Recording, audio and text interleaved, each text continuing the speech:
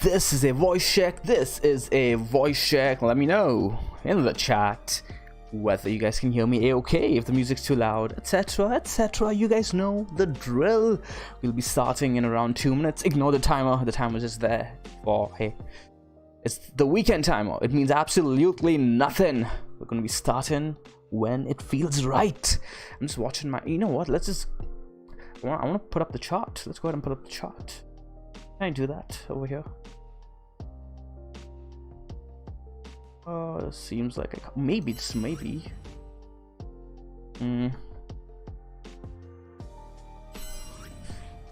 I'll have to like show my face while you're waiting. I don't want to show my face while you're waiting because I have the biggest smile on my, okay, you know what, okay, you know, I'm gonna go get a drink of water or maybe something different today, and we're gonna go ahead and start.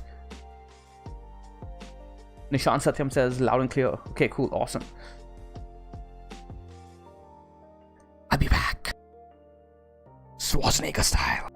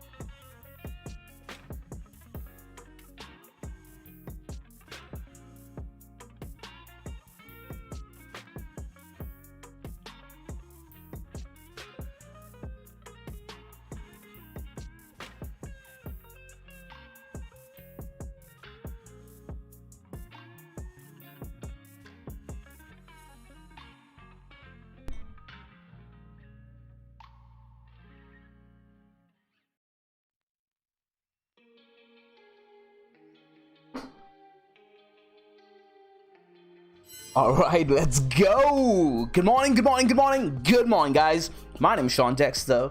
And I welcome you to this weekend Mango live stream. I hope you guys are having a great start to your weekend. For some of you back on the east side of the world, it's still Thursday, but hey, you guys don't matter. Like, west side of the world, I'm already having weekend brains, starting off my weekend with some fog brain, but hey, who cares when our bags are pumping? Actually, it's so fulfilling when you get into a coin and within 12 hours it starts moving, right? You don't have to go through the wait.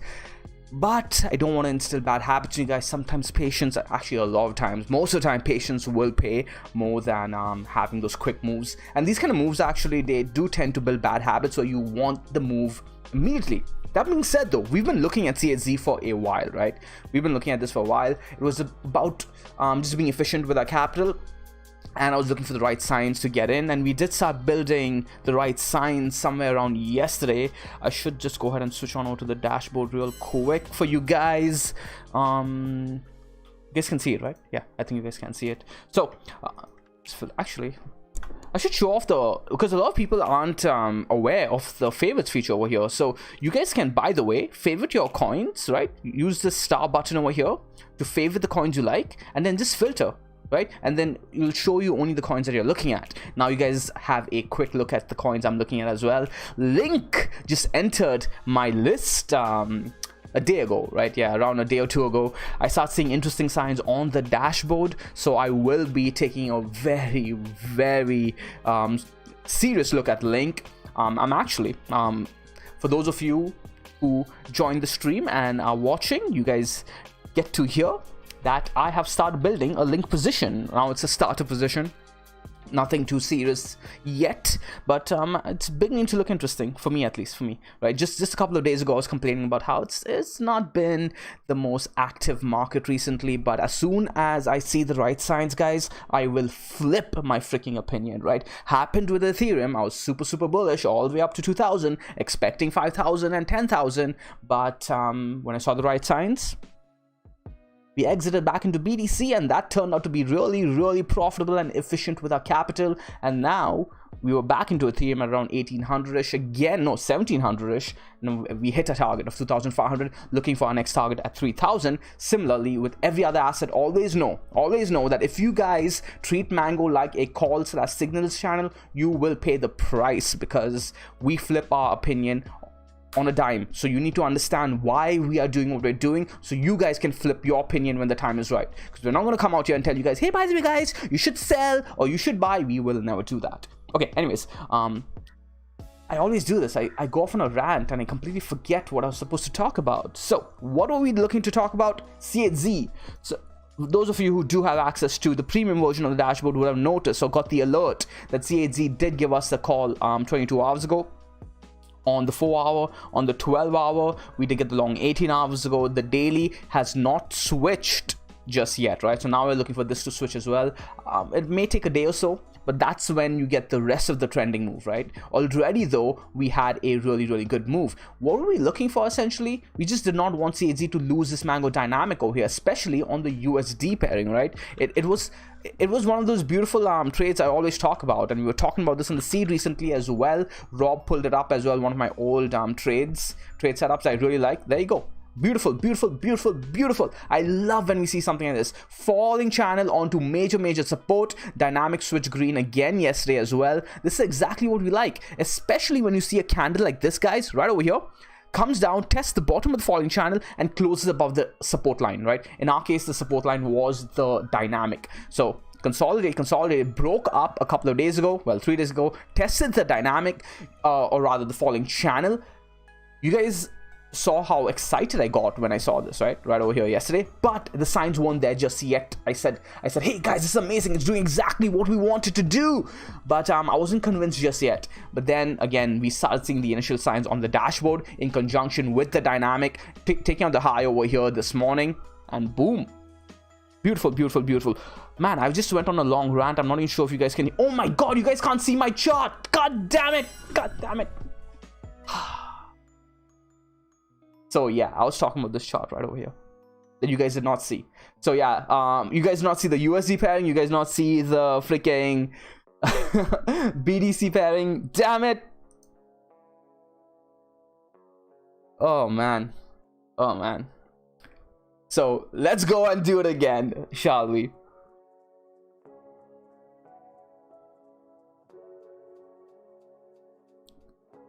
You guys gotta tell me, man. You guys are gonna tell me one of you guys need to be on Discord with me at all times, so that when I'm messing up, you guys get to give me that warning, right? We should set something up like that. Jesus Christ. Okay, so what was my rant on? My rant was on this beautiful falling channel onto this beautiful support line, and yeah, that's pretty much it, right? got the break towards the upside. What was really interesting, right, to me on CHZ, like made me really want to watch this chart, was this candle right over here.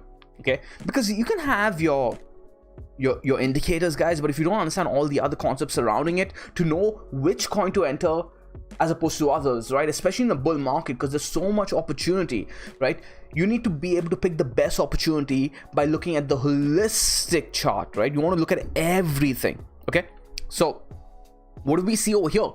This was our candlestick analysis along with a support and resistance analysis along with our trend analysis all being put together, and we saw that this candle was extremely bullish. Why? Because we tested the falling channel, which is your downtrend, right? Tested that, respected that, and closed above our support line over here, which we're using via our Mango dynamic. And now a candlestick analysis shows us a nice green candle with a long wick showing us that the bulls are still in control. What happens right after? Every single freaking candle closes above that support line. Bears failed to push it down. They did not even get to try again, or they just gave up. What happens when bears give up?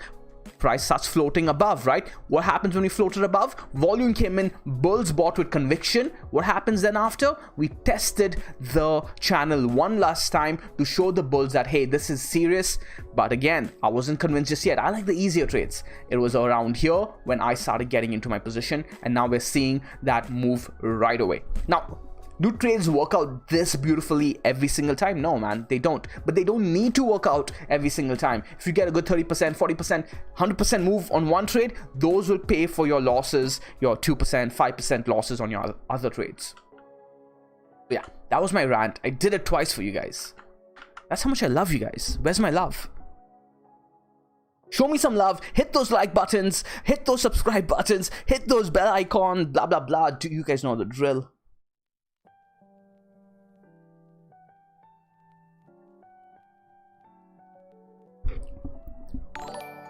What are my TP zones? Come on, man. You must be new to Mango. We don't talk about this is not a calls/signals group. You have to listen and understand what I'm doing, and all your answers are given as long as you're willing to listen and learn. I'm pretty much telling you guys what I'm doing and what I'm looking at every single day.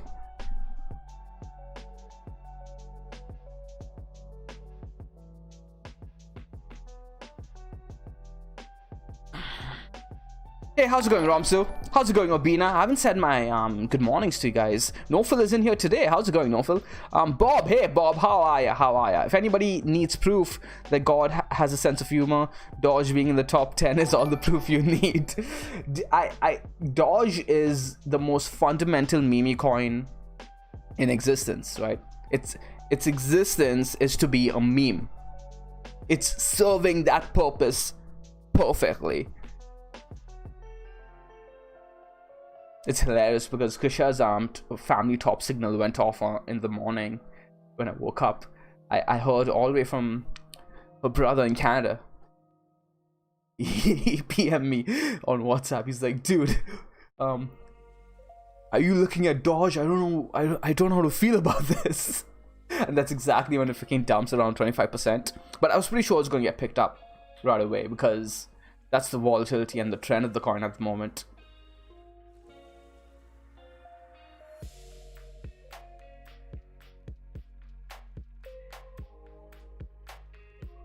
Who else is in here?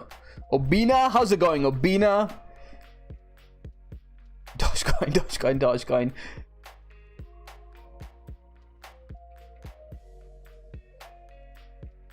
Avi's in here too. How's it going, Avi? How are you, buddy? Justin Tang, hey yo, where you been, bud?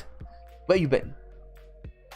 Good to see you in here. Julian is in here too. We've got all my favorite people in here. An old man though, unfortunately cannot join us for the beginning part of the stream. I'm hoping to see him towards the tail end of the stream.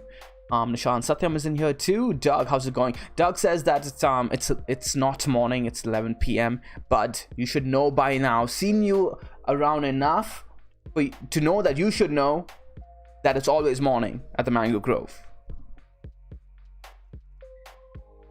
Lunamia, how are ya? Did you end up going to sleep? You should really You should really get some sleep. I hope you haven't been up for like 36 hours now. Because if you stayed up as late as you did last night, which was like really freaking late, you should be asleep right now. I gotta say something about Dogecoin. Let's go, man. Let's go. I've been looking at Dogecoin actually this morning. It's a beautiful chart. It just pumps. That's all you need to know. Actually, you guys probably care about the Doge USD pairing, right? There you go. Pumped. So where was the trade on this one? Let me clear all of this out.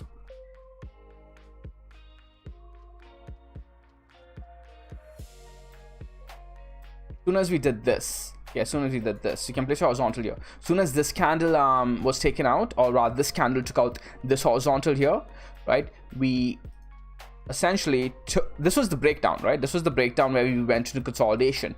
But this candle over here retook this ascending triangle,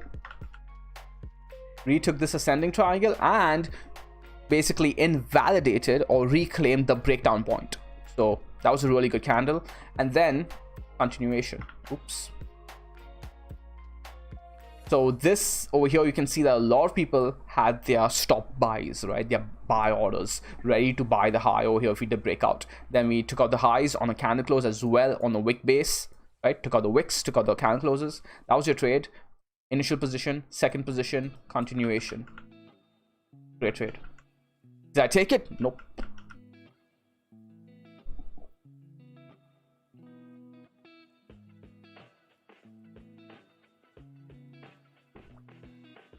Marcel Wellman says, can you move the chat text that's over your charts to the left side of the screen, please? Oh, shit. My bad, man. Thank you for pointing that out.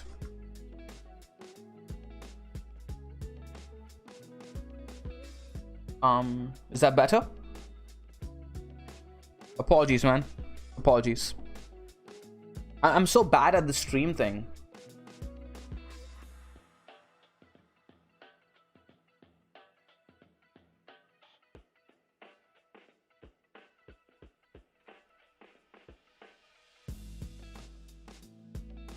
I don't give that kind of financial advice, man. Cellulosa. So he asks, is Bitcoin worth it to invest if I'm putting in only $2,000, or should I dump it into Ethereum and LTC? I don't know anything about your financial situation. I don't know anything about your financial portfolio, what your goals are, what your age is, whether you have wife or whether you're a wife or a kid. I don't know anything about you. I cannot answer that question. Which is why you should not be taking financial advice from anyone but yourself, right? Only you can know what you can do, what you should be doing with your money.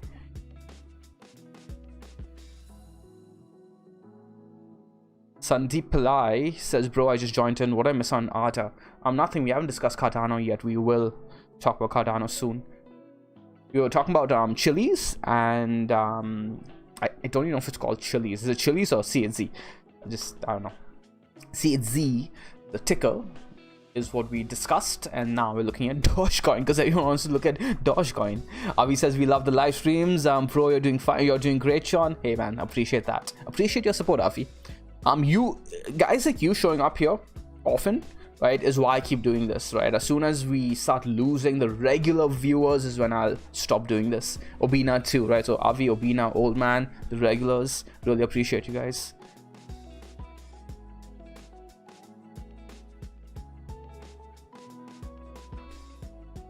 Did you guys hear that? Actually, Avi, I'm going to shoot you a Discord message. Quickly. You are being rewarded for your contributions to the Grove and to the live stream.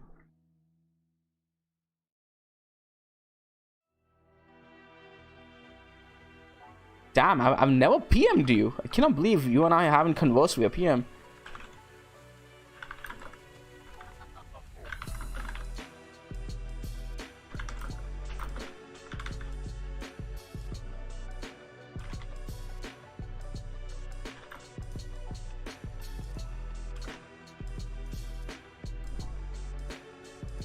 I just shot your PM, Avi. If any of you, Obina as well. Obina, shoot me a PM if you don't mind. I can't reach out. I can't reach out underneath my keyboard comfortably. Shoot me a PM, Obina. Oh, damn. So I got Avi has. Okay, so I can't reward Avi with that at least. Obina, shoot me a PM. I'll think of something, Avi.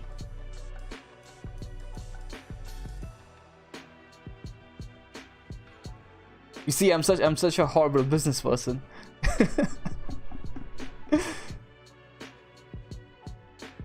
So Krisha handles all of that.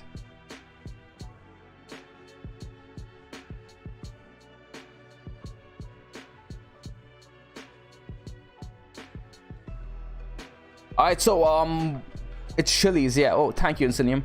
XRP, do you guys want to look at XRP? People have been asking for Cardano. I'm surprised. So Cardano, guys, Cardano. Let's go ahead and talk about Cardano. We're gonna do a quick update. I don't want to go over my entire rant on Cardano again. But we start building our trade here, right? We're looking for few things to develop.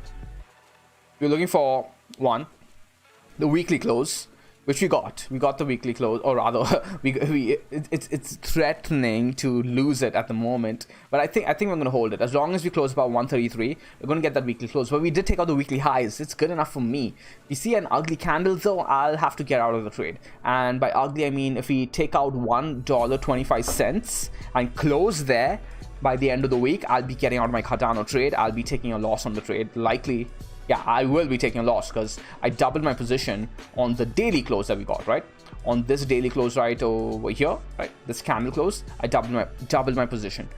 So I'll have to take a loss on that if we do see that ugly weekly close, which I'm not expecting.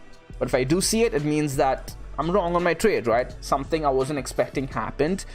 Get out of the trade, take your loss, right? Lick your wounds and move on to the next one. But so far everything's going according to plan. The trouble area that I knew was going to be trouble just based on Cardano's genetic footprint, and I talked to you guys about this during the week, right? We're looking for this 12-hour horizontal over here. This 12-hour. I wanted the 12-hour to close above that. And look at that. Every single one of these 12-hour candles has been closing underneath it. It's been a serious trouble area for Cardano. Now, on the flip side, as soon as we do take out that area, I'll be expecting continuation and likely get to our target of around, I think, $2.15 eventually. It's going to take some time.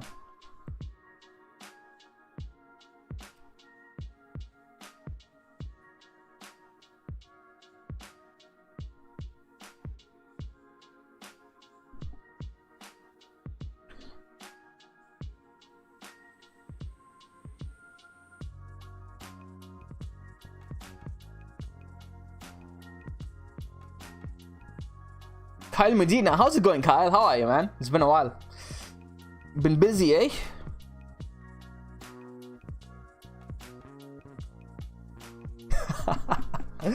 Bob Harrison has a really good comment right over there. That's mango worthy. Cardano technical analysis is simple right now, he says. It's blue balling the entire community is the pattern, which of course means a breakout is imminent once everyone starts looking at other tokens, and that has been happening. I believe people have been exchanging their Cardano for the tops of other markets like BNB, and what else has been pumping? They're chasing coins that are already at their resistance levels. Someone said something yesterday. He sold his Ethereum when I was buying Ethereum and selling my BNB, and he was buying BNB there, right? So essentially he was buying when I was selling and selling when I was buying. Now either I'm the idiot, or yeah, I don't mean to insinuate that he's an idiot. I do apologize for that. That's not very nice. That's actually very rude. Do not be like that. Do not be like me. Do as I say, do not do as I do.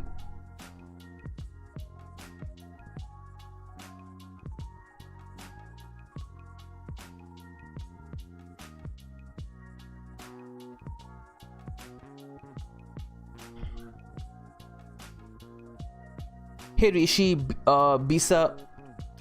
Okay, so Rishi Bisa asks, hey Sean, I was wondering if you're looking to introduce more flexible payment plans for the seed anytime soon. Is the 4 or 5 payment on the cards? Yeah, so I believe right now we have a 3 payment structure. If you are looking for 4 payment plan structure, go ahead and PM me or Krisha, and I can set that up for you. That's reasonable, 4 payments. The problem with 5 payments is that when we break it down too much, people just literally pay for the first month. They just go through the entire program and then they disappear, right? And on top of that, they'll do a chargeback on the program, which is so shady, because now we are paying money. I gotta pay $30 for you to consume all the content and then dip, which is just shady. I come for the daily analysis and stick for the entertainment. Awesome. Good to know I'm entertaining. By making a freaking complete joke out of myself most of the time. I'm surprised none of you have made a joke on my ponytail today. It's my weekend ponytail. What I do is I just hold my hand a random way and tie.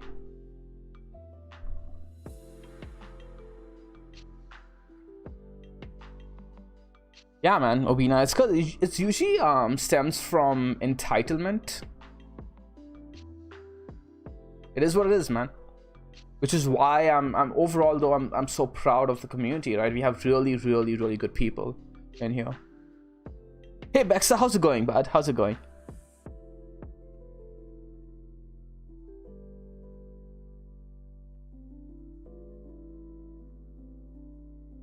So yeah, no, Phil, and you know what? It's not even about it's not even about the business. It's because I take the trouble to get to know, like, you if you talk to the seedlings, right, they'll tell you that I take the trouble to get to know them on a personal level, especially the ones who do reciprocate back and are willing to, you know, engage. And I try to get to know people so that I can help them, because trading is a very personal endeavor, and I can't just give I can't give blank like a black and white mission statement to all the seedlings. People have different personalities, and the more you get to know someone, the better you get to understand how they should be approaching the markets, especially their situation. So I was talking to Danny the other day, and the more I got to know this guy, I'm like, okay, wait, this guy is in a different situation completely, and we were able to structure something for him to be able to learn the markets while in a more tailored manner, let's put it that way, right? So but where was I going with this? The thing is that I take the trouble, like, you know, to give my heart. Like, if you talk to seedlings, you'll know that just the content alone, I've given my heart into it. The way I've built the seed program was more so to leave something for my children to watch and also learn, right? Because I always wanted, when I go through my dad's old stuff, because my dad passed away before I could ever get to know him, and I go through his old stuff, I always wondered, what would it be like if I got to watch videos of his training material when he taught his office, you know, in the corporate world, because he used to give those training seminars. I don't have access to any of that. Now, God forbid, I'm not saying something would happen to me, but if something like that does happen and my kids end up in that situation, the seed program was kind of built for that. It will give them a financial education for them to take on for the rest of their lives. So there's heart in that, and then I try to give my heart to each individual member to the best of my ability, because hey, at the end of the day, only so much time in the day. So that's what hurts. Yeah, where was I going with this? That's what hurts when that happens.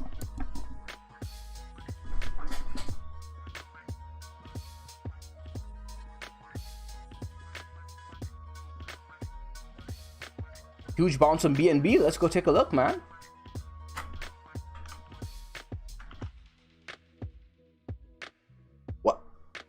What are you guys doing? What time frame are you guys looking at, man? Oh, it's still in a downtrend on the 30-minute. Bitcoin is not dumping, it's retracing. Back on auto support, our support line right over here.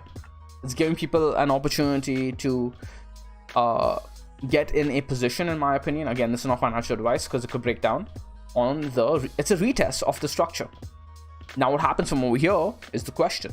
Do people take the trade and it bounces, or do people say nope, I am not buying this. I'm not buying that Bitcoin is even breaking out over here. I think this is a fake breakout, and I'm looking for this to come down. Let's talk about the bearish argument on Bitcoin, guys. Okay, let's talk about the bearish argument, because I'm bullish, right? Let's talk about the bearish argument. The bearish argument is right here. This could be a rising channel that breaks down, right? This could turn this ascending triangle structure, right?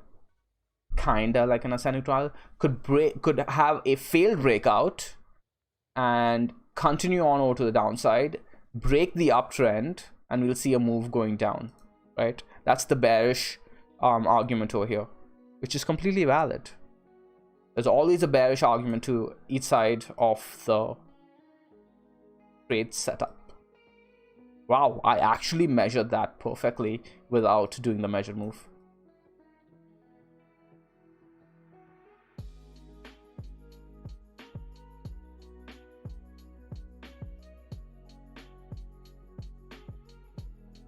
Yeah, Bob, there's no hope, man. You got to get wrecked by the markets to stop looking at the lower time frames and just realize, no, you got to get wrecked emotionally and get drained physically, right? That's what the lower time frames do to you. It drains you physically. One of the things that I realized was that I couldn't go to the gym when I was looking at the lower time frames, man. I was so freaking exhausted. My body was freaking exhausted. And I was like, this is not worth it. Like, I was always the kind of guy who wanted everything from life, you know, even though I have really bad genetics when it comes to, like, you know, my actual physical thingy. I've always been, I didn't have like the natural strength, etc., etc. I still wanted it. I still wanted a good body. I still wanted to be strong. So I needed to put in the effort into that. But if freaking this life I was entering now, the trading life, was going to take all of that energy from me and I couldn't go to the gym anymore, I was like, it was a big no-no for me. So I had to find a different way, which is why the mango way is my way.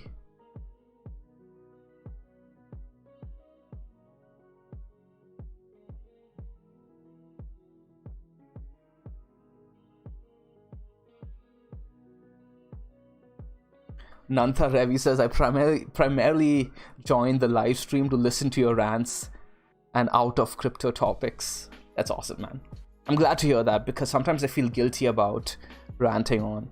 But it's good to know that, you know, the Mango community, we're a bunch of friends just talking. Because that's why I started doing these streams again. I'm like, you know what? I'm really missing hanging out with some of the guys. It's just about wanting to hang out.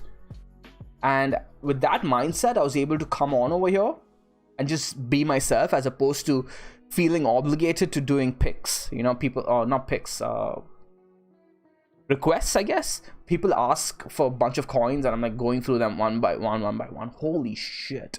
Can't do that, man. I'm sorry.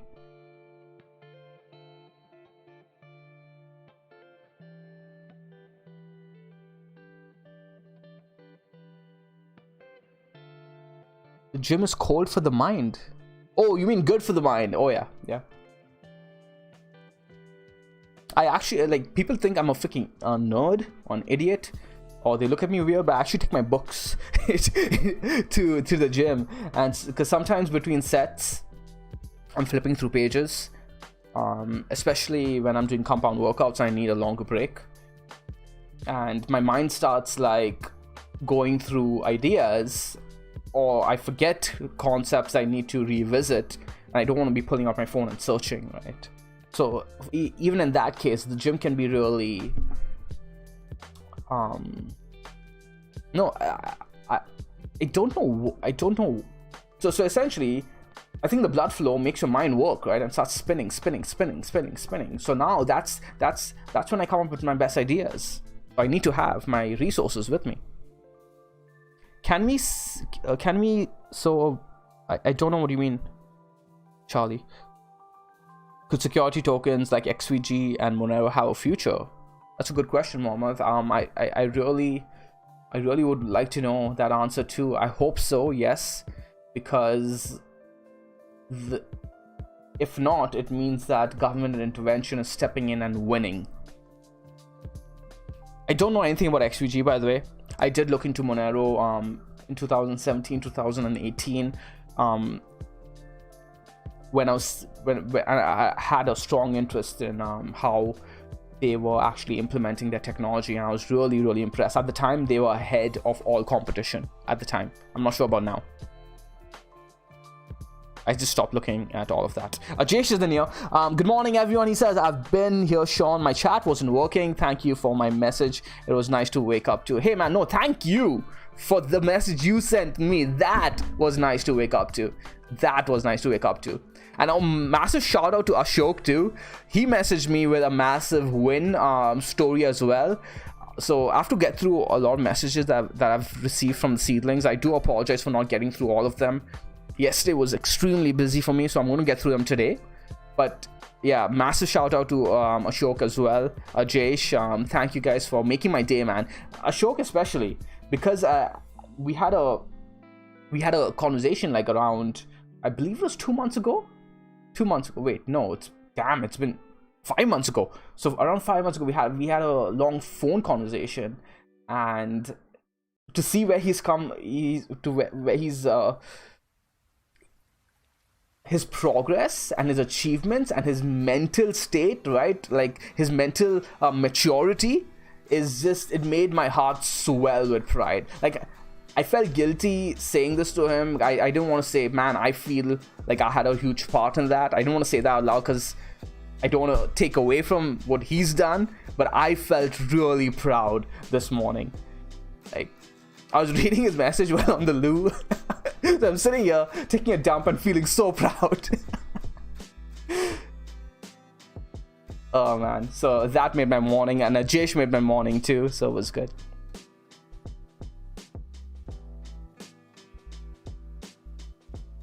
Ashok, I'm gonna PM him.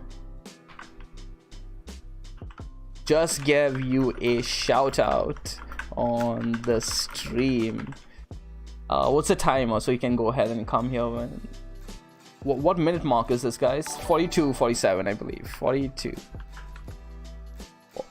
40-minute mark.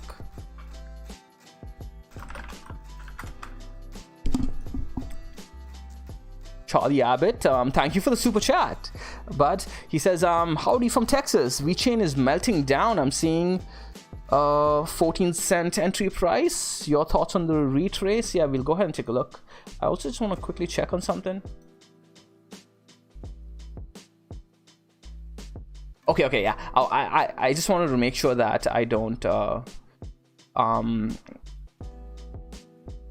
read out anything personal that Jayesh mentioned, but I'm going to read out his message to me. And so he says this. He says, Sean, I was reflecting on what you were saying on the stream about thinking like a trader. That's a module in one of the programs, in the C program.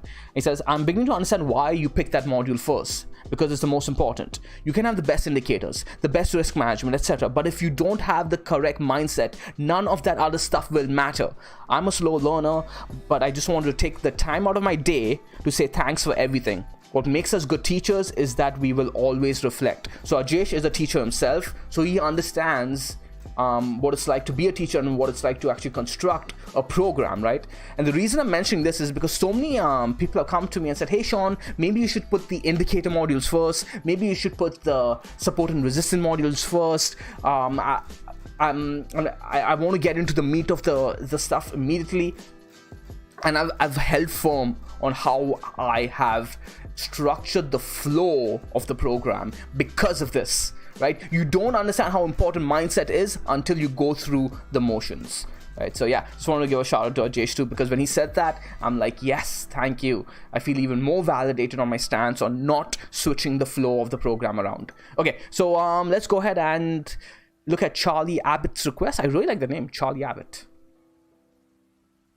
It's a cool name, but VeChain, right? Krisha has done some really good analysis on VeChain. You should really watch her videos, guys. So you're looking at, you said 14 cents, right? Let's go ahead and see what we have. We start with the Ichimoku.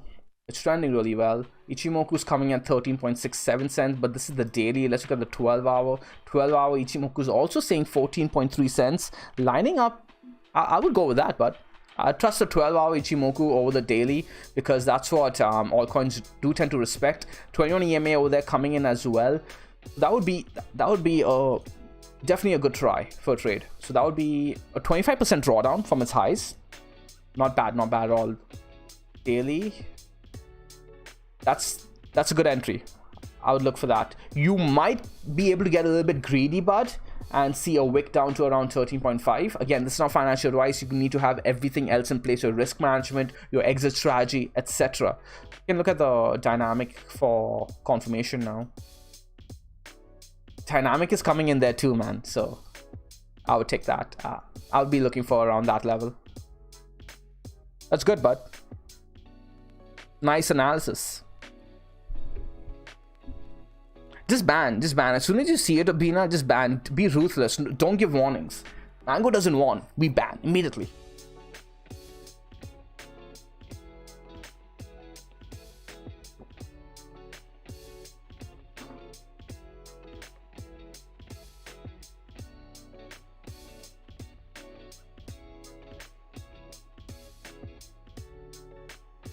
How did I come up with the name Mango Research? Asks Santiago Adams. Essentially, one is I just like the name Mango. Sounds good, right? So Mango is like essentially has that feeling of let's go get it, right? Let's go get it kind of thing. But more that's not the main reason. The main reason is that the mango tree represents growth, constant growth and fertility, right? So constant learning and constant growth is the motto of the mango community. Like, we have a very humble approach to everything we do. We're always looking to learn. Even when you enter the seed program, right, you'll see even the veteran traders in there. They are very humble. They're looking to teach people, but they're also looking to learn, right? That's our motto, that we can never ever stop learning. So it's constant growth, which is what the mango tree represents.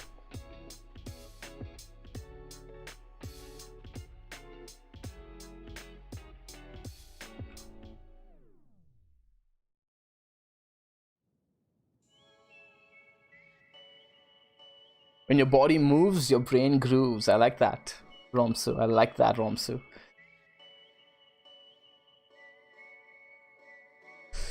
Let's take a look at Cardano. We just talked about Cardano, man. We just talked about Cardano. Why you just rewind? I already talked about Cardano.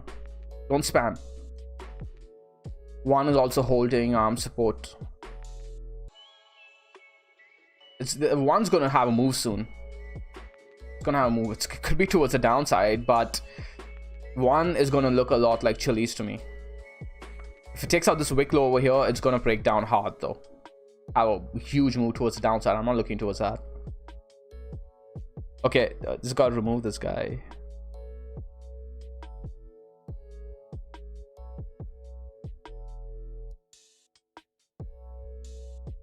Here you go, Aaron. That's one. Holding support. Still in the consolidation zone. If it starts closing candles above here, you can put an alert there actually.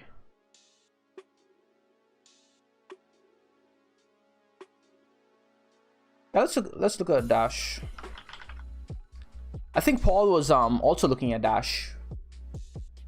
Paul Paul was looking at Dash, I believe. Yeah, I remember this. We had this marked out. You can see this horizontal here, Ajesh. This was the horizontal that I figured was going to be more important than even these guys over here, right? Which is why you should find the other streams, because it's going to be hard for you to find it, of course. But in one of the streams that Paul asked for Dash, we did an analysis on it, and this horizontal was going to be the key horizontal. If it did break this horizontal right here, I was looking for continuation to take out the highs immediately, and that's exactly what it did. Closed above, retested it, and now we've taken out the highs. Question is, do we see continuation from here? I think so. I really like the structure. Yeah, we closed above we have a really nice candle close high too. Now it's pulling back because the entire market is pulling back, but I think it's going to get picked up.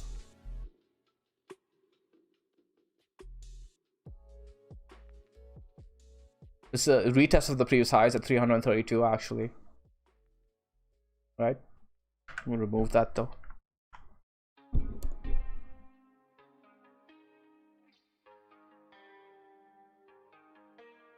You're welcome, Aaron. You are very welcome.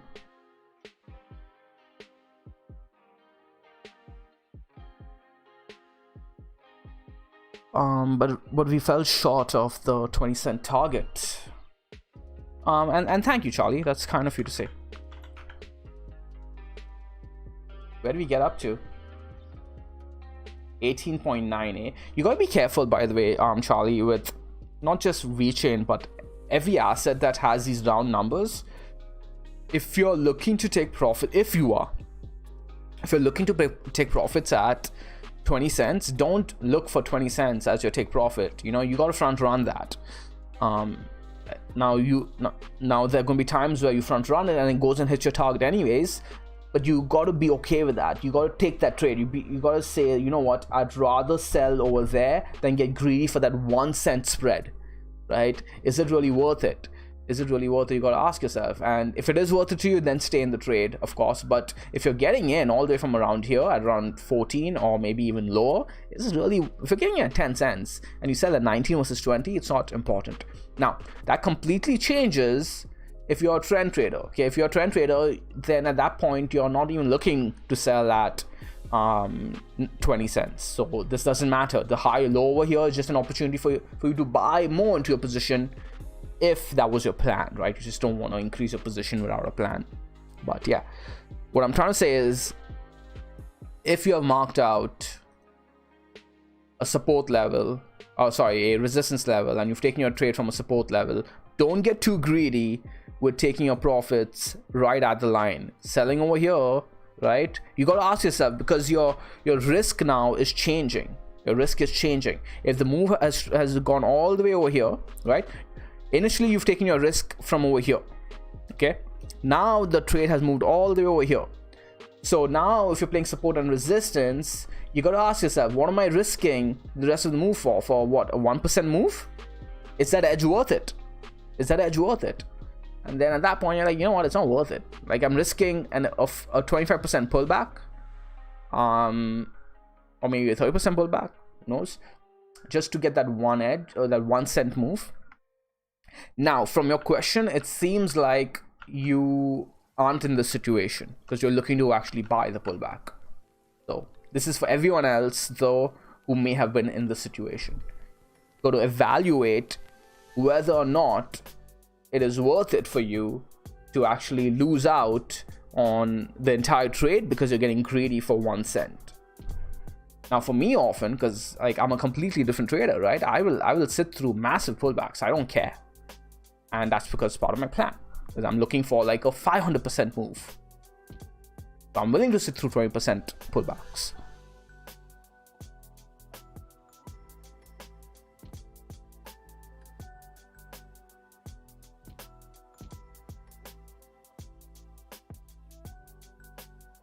Sean, I was wondering if Bitcoin has not been retracing deep like it does in previous cycles, is I think what you mean. This time around, because it's getting the liquidity it needs to keep going up from all these leverage contracts. Okay, that, yes. Firstly, is it true that Bitcoin has not been pulling back? It has been pulling back. Like, what was this move? That's a 30% move.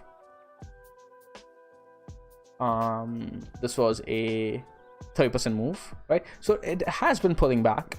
Now people have been looking for like massive 40% move pullbacks, but that could be a function of what you just said. This was like, on average, it's, in my opinion, it's pulling back just fine. Okay, but let's entertain that thought.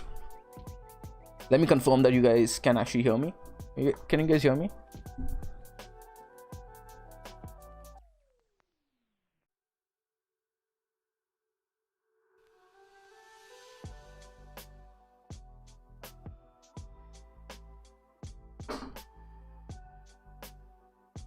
Okay, going back to what you were asking, if people are taking leverage or are leveraging just to provide liquidity on the way up, eventually they're going to pull that leverage to take their profits, and that's going to cause that much of a move towards the downside. So I'm not buying the argument that Bitcoin is not going to see the lack of volatility that or rather it's not going to see the same kind of volatility. I think we will. Yeah, I just think that the time frame people are watching the charts on is the wrong time frame, and that's what's causing them to believe that Bitcoin will not see volatility, right? I was talking about, hey guys, it's time to change. Instead of looking at it through like getting overcomplicated with it, okay, and like trying to measure the daily volatility, blah blah blah. Like keep it manual, keep it simple, and understand what's really going on over here. Bitcoin is maturing, so change the time frame that you're looking at, okay? And we were looking at this monthly time frame all the way back in October of 2020, and we said, hey, we're only going to be playing now till the end of the year.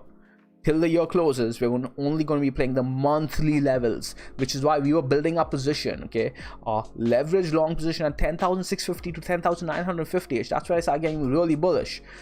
And we kept going and going and going and going. Why? Because we were looking at the bigger macro scale. My biggest target was end of year, how does the monthly close? I want to see how did the yearly close. I really, for those serious about learning, right? Go ahead and watch those videos I was posting on Bitcoin all the way back then, because we were looking at the monthly and the weekly, and we were drawing in structures on the yearly chart. In fact, I'd pull up the BLX chart. I was looking at the yearly, the 12-month chart, because that's what mattered at the time, because we were putting in a monthly yearly consolidation, because Bitcoin is that mature and the dynamic was changing. So the volatility is going to be depending on the monthly, and this monthly will see a pullback eventually, and that pullback will shock people. Yeah, I need an intermission. But I need to want the intermission though, right? I should force it. You're right, Obina.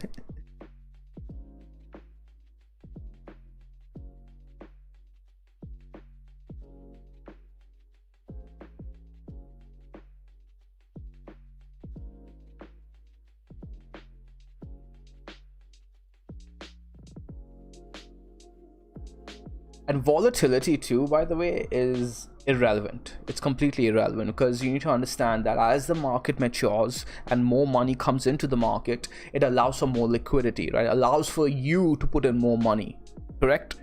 So now, for example, Dogecoin, I was talking to one of the seedlings about this morning. Dogecoin pumped 100%.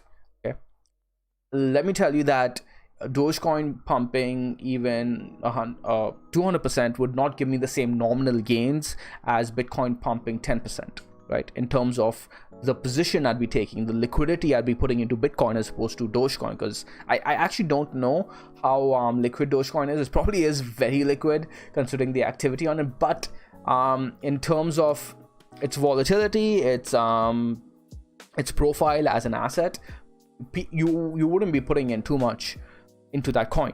Now, while Bitcoin as an asset starts reducing in volatility and starts increasing in liquidity, you start putting in more of a position, correct?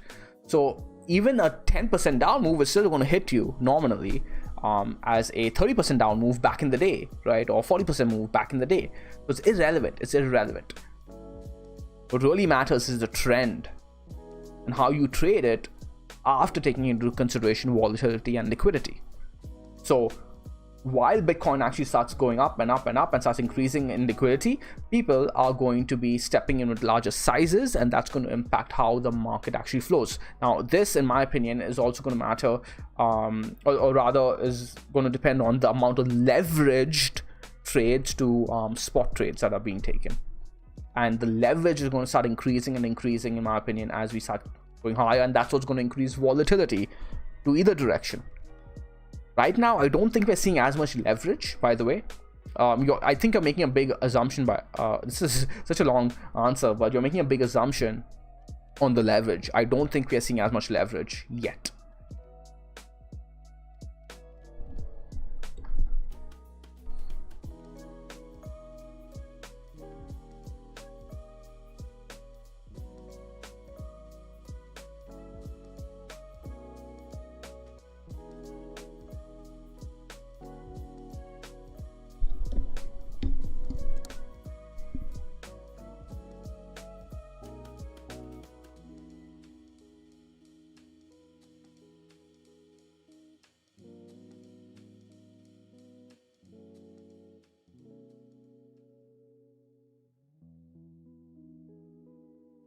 So Dom Corleone asks, loving the content. Beginner question here. What causes Bitcoin predictions to be so different? Are your 100K, 200 to 300K? Is it just based on different TA models or people just guessing? That's a good question. I'm trying to answer this in a way that will help you most as a beginner, since you are a beginner, without damaging you. I'll tell you one thing. At around 3,000, I was calling for 300,000. Okay, so Mango started with me calling for 30K right around here, but 300,000 as well, right? As at least within our inner circle and the private community, we were talking about Bitcoin eventually getting to around 300,000. I was really bullish, especially when we start seeing these monthly candles. Now, where do you come up with those numbers? Is it just pure TA? No, you have to look at multiple things compared to different fundamental approaches, along with models, of course. But regardless of what anybody tells you, okay, so I'll tell you where I came up with 300,000. I was looking at around 280,000 to around 350,000. The biggest baseline for me was that I thought that Bitcoin, my prediction was that Bitcoin was going to essentially encapsulate gold, right? It was going to, at the very least, capture the entire gold market, which is why, again, I really recommend you guys go ahead and watch those videos around this time, this period. You guys remember I was looking at the gold Bitcoin chart inverted, right? I was looking at it every day. Every day I was coming on over here and doing an analysis, daily analysis. We're keeping an eye on the gold Bitcoin pairing, because I wanted to see how was Bitcoin doing in relation to gold. Because yes, Bitcoin had broken or was doing well on key levels against USD, but we hadn't broken highs yet. When we did break the Bitcoin highs on the 20K level, we hadn't broken them against gold yet. I wanted that confirmation as well before I enter even harder and stronger. And we started doing that. We broke those levels on the gold chart too, Bitcoin against gold. And now we're seeing gold outflows and we're seeing Bitcoin inflows, right, on the major exchanges, the traditional exchanges, the institutional exchanges. But that is giving me validation that, hey, you know what, we're seeing gold getting eaten up by Bitcoin in terms of its capitalization. So that was how I came up with that. But however, that was only one of the things I was looking at. And the thing that always bothered me with coming up with a realistic number on Bitcoin was the measurement, right? This measurement right over here. This measurement. 2,000, 27,000, 37,000. What does this even mean? We are measuring Bitcoin, that is a scarce asset, against an asset that is being printed on a whim, right? So if you have a ruler, okay, and you're measuring a table, for example, you know that, okay, you know what, let's say you don't know whether it's a 15 centimeter ruler or 30 centimeter ruler, but you just have a scale that is this long and you're measuring a table. You can keep measuring it, and you're like, okay, cool, this table is 15 scales long, right? It's 15 of these rulers long. So you know that. And now you go and tell people, yeah, I have a table that's 15 rulers long, 15 scales long. But now your friend takes the ruler and just expands it. He just expands it like that. And now he asks you, okay, how long is your table? And you're like, damn, I have to go do it again. And do it again, and do it again. Each time he just keeps changing it, right? He reduces it, he changes it. And that's what the US dollar is. It's just a freaking rubber band of a measuring stick. So it just completely warps the true value of everything, right? So Bitcoin is scarce, it's fixed in supply, the measurement is not. So that's edge, by the way. That's edge if you guys understand that, and there's a way to trade that in the macro scale. Does that make sense to you guys?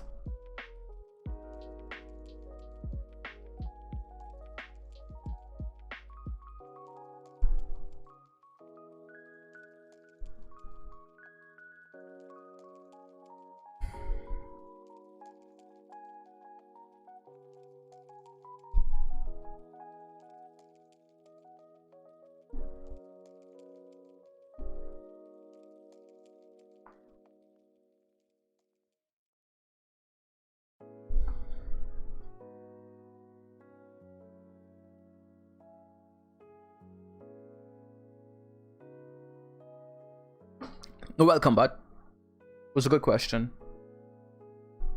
You need to know that a lot of the people in the TA space claiming big targets, if they don't tell you that that their analysis has holes in it, they are probably really cocky and don't know what they're talking about. Because every analysis has major holes in it, including mine. Right? I just told you how my analysis is. Like, you have to think about everything holistically. This is why I tell people you got to think about it from all angles, and I think people struggle with that. We talked about Cardano already, Nicholas. We talked about CHZ already, John. Oh, no, you're not asking for CHZ, you're just giving your thoughts. Romsu says, HOS sustainable, is it from a common sense standpoint? What are you talking about?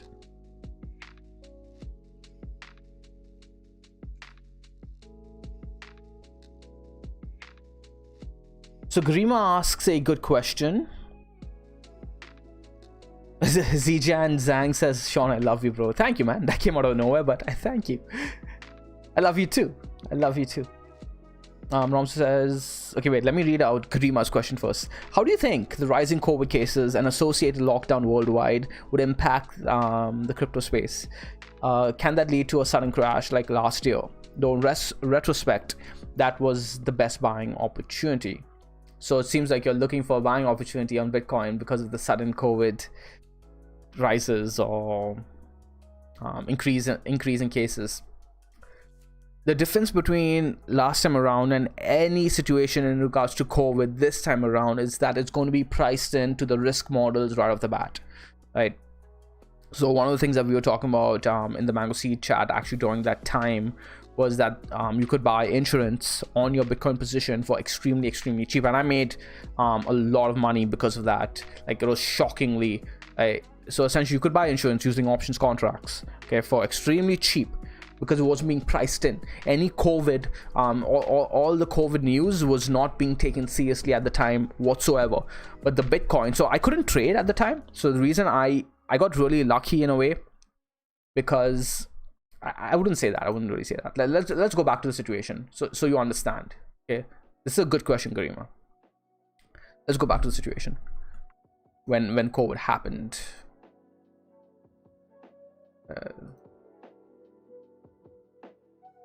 Trying to just zoom in properly. So it was around here, right? Right here. So I was trading the weeks leading into this, okay, and this was a really interesting time because for those of you who were here during the time, you guys know how we took this trade here, okay. So this was another beach vacation trade where I took this really nice trend trade. Now you guys you know that usually I am really keen on holding on to my positions, right? I want to catch the bigger wins. So we took the trade here, we added more to our position here, right? So we didn't have the dynamic back then, but we were using different analysis that made us add over there. And over here I took profits because, again, similarly, this level was really key because of the key breakdown point that led to the downtrend, right? Usual stuff. I took profits, even though I usually don't take profits. I took profits here looking to reposition, and I waited for the trade really patiently, and we got the same trade over here, right? The same trade that we took here, we got it over here. Let me just delete all of this. So the same trade that we took here, we got the same setup here, and this is where it got really interesting. We did not see the bounce that I wanted to. Okay, so essentially, let me pull up the Ichimoku. Okay, let me hide the cloud. Actually, the ribbon will be better because we don't have the cloud on the ribbon. So essentially, I was taking this trade. I took this trade over here, right? And I looked for the same trade over here. And over here, what I did on the first time I added on that trade setup was, I'm going to be buying the Tenki 21 EMA Kijun combo, but I'm looking for it to close above. I'm looking for the candle to close above the Tenken Kijun 21 EMA. That was my thesis. So essentially, when we got the buy, I took the buy, but I was going to get out if we did not get the right candle close. Now, and that worked out really well. Okay, that trade worked out really well. Over here, however, this is where it gets interesting. I got the same trade. I bought it, but we did not get the candle close I was looking for, right? We did not see the bounce. That was really that was a red flag that, hey, you know what, something is wrong here. my trade is invalidated, okay, even though I got the buy and we bounced after, right? The candle did not bounce, right? We did not close above the 21 EMA in the Kijun. We closed above the Tenkin, but my thesis was I want to see us close above the 21 EMA, the Kijun, as well as the Tenkin. We did not get that. So I can't get emotionally attached to my trade and stay on the trade because I don't want to lose, right? But thankfully, what happened was that we bounced during the next week, right? Leading into the next week, we stayed green. This was a really nice candle. This was a green candle for the entirety of the week, and it allowed me to sell in profit. And I remember coming in every day doing the Bitcoin daily video saying, guys, people think I'm stupid. I'm probably going to feel stupid for this, but I'm letting go of my position.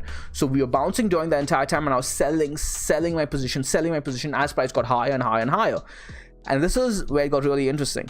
Leading into this move, right till the end of the freaking week, literally the last 12 hours of the week, this candle, guys, was green. This candle here was green. And the last 12 hours, we saw a massive sell-off on Bitcoin. Massive sell-off. And I'm like, holy shit, that actually turned out just like I thought it would. It took right till the end of the candle close, which is why I always say, guys, wait for the candle close. If we closed green, I would have been wrong about being wrong, right? I would have been wrong about being wrong. That's really important to understand. But I was right about being wrong, and I let go of my position and avoided this entire move. But because I was now in a position where I had no risk on the trade, like on the exchange, I had no risk open, right? I had the mental state to be like, okay, now I can put on risk. So there was a short opportunity over here that I could not take because it was Krisha's freaking birthday week, right? Krisha's birthday was coming, and I did not want to be managing a trade while Krisha's birthday, while I'm, celebrating Krisha's birthday. I wanted to make this week special for her. So instead, what I did was I put on some trades using options contracts, and those turned out really, really well over here, right? Now, we are on a really, really long rant for me to essentially tell you that when I looked at the options chain, right, and you're looking at how all of these things were being priced, you could tell that even though the COVID cases spreading in China was active on Twitter, right, people were talking about it all over Twitter, they weren't being priced as risk in the markets. The markets weren't pricing that risk in at all. Those contracts you were able to essentially buy for extremely cheap. You were able to buy those contracts really cheap, ridiculously cheap. So the risk reward was completely asymmetric. If you look at the same trade now, though, you're seeing that those contracts are not as cheap. They're not as cheap. Why? Because people are already pricing in the risk. So whoever sold me those contracts took a big hit, right? Because he wasn't pricing in those risks. The market wasn't pricing in those risks. But now people are pricing in the risk. They're thinking about it. They're thinking about the situation. Over here, they weren't thinking about the situation. Even though the market was giving you signs, and then you look at the fundamental news as well, if you want to do that kind of thing, it's like, this is kind of looking odd. You can insure against your position. What I did over there was essentially I insured against my Bitcoin, my entire portfolio, right? I wasn't really putting on a trade as much as I was trying to insure against a crazy black swan event situation. You can do that, right? You can insure against tail risk, but you have to pay for it. You got to pay for it. If it did not work out, like if Bitcoin did not dump, I would have paid that money, those contracts would have expired worthless, and Bitcoin would have done fine, and my portfolio would have been fine. But because I had those contracts on, when we did dump, I was like, okay, cool, I'm okay because I have insurance against my entire Bitcoin portfolio. So now, however, I'm looking at the options market, and that tail risk is not priced as well at all. So to answer your question a long way, the market is already pricing in that tail risk, so we will not see the same kind of crazy move.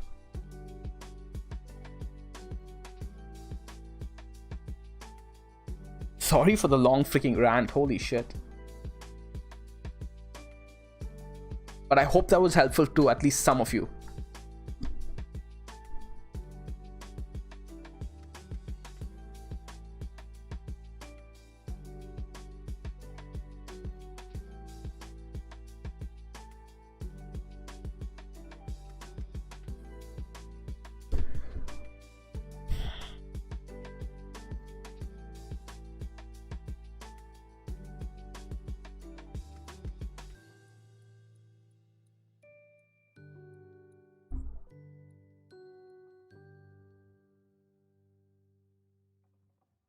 Could you guys hear me during? Okay, yeah, you guys could hear me. That would have been depressing.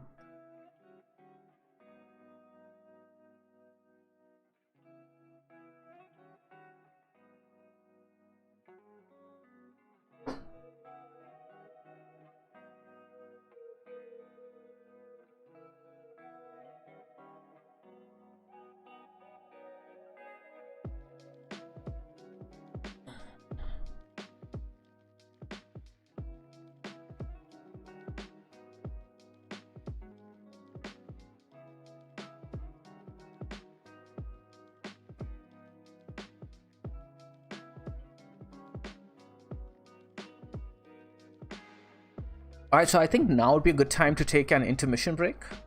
I'll just go ahead and refresh my drink as well, and we can go ahead and take a quick look at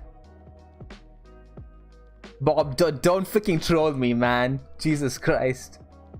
If I hadn't read IJ's comment and Garima's comment saying that your rant is always knowledge, and Garima saying great explanation, I would have believed you, and I would have been like, oh my god. See, you're mean, buddy. You're mean. Yeah, we'll take a break and we'll come back and take a look at BNB as well as DOT. Have you discussed BNB? I have, I think. No, we haven't. But we'll take a look at BNB right after the intermission. So I'll be right back. Yeah, 300 people here and you guys haven't hit the like button yet. Come on, guys, come on. Show Mango some love. All right, be right back.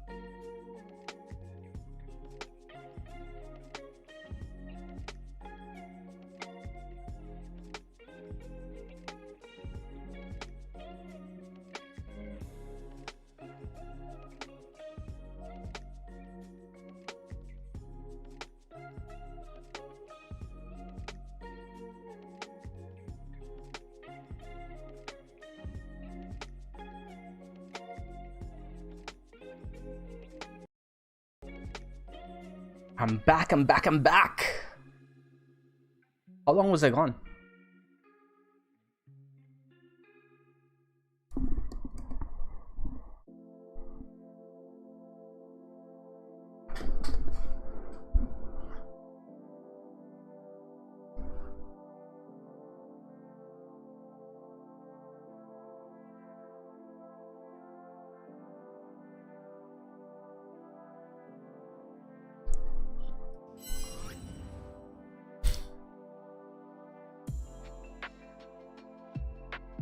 Cheers.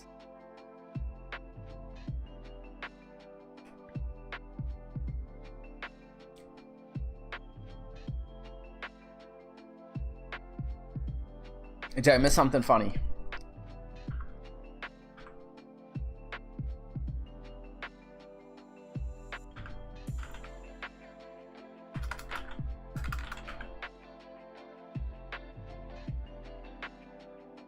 BNB is still rejecting, guys. This is what we want to talk about, right? BNB.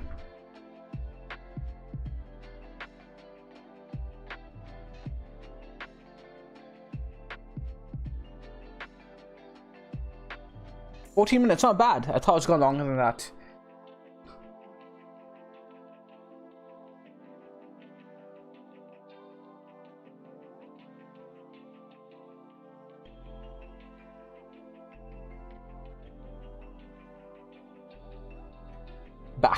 Back. IJ, how's it going, man? How's it going? So what do we want to be starting with? We can talk about BNB. We did get a couple of requests for BNB as well as DOT. DOT is interesting, but not as interesting as some of the other coins, but it may get very interesting very soon.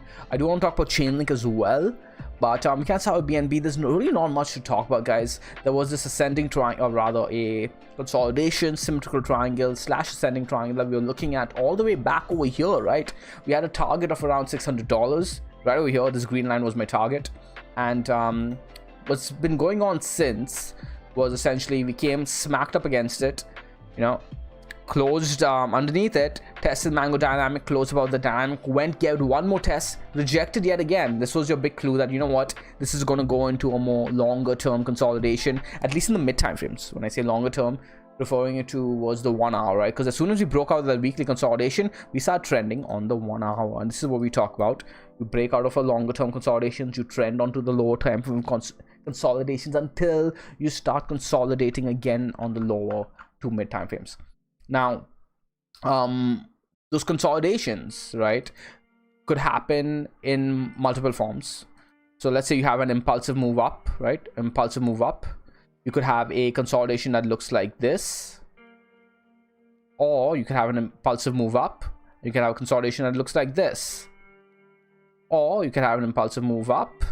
You can have a consolidation that looks like this, right? That's how you get your bull flags. They're literally just all trend formations, guys. Okay, everything comes down to trend at the end of the day. So what do we have over here? We have an ascending triangle formation. We had your falling channel formation. Regardless, they're consolidations on various time frames. Now we can go ahead and look at the 4 hour. Is this consolidating in the 4 hour? Yeah, still consolidating. We did we had a downtrend though, right? Remember, we did actually switch red too over here. That's red, right? Yeah, that is red. We did turn red on the dynamic, giving us a confirmation that the 4 hours in a downtrend. But remember, a downtrend could simply be a bull flag on the higher time frames, right? So this is a weird looking falling channel, you could say, kind of like how we had that on CHZ.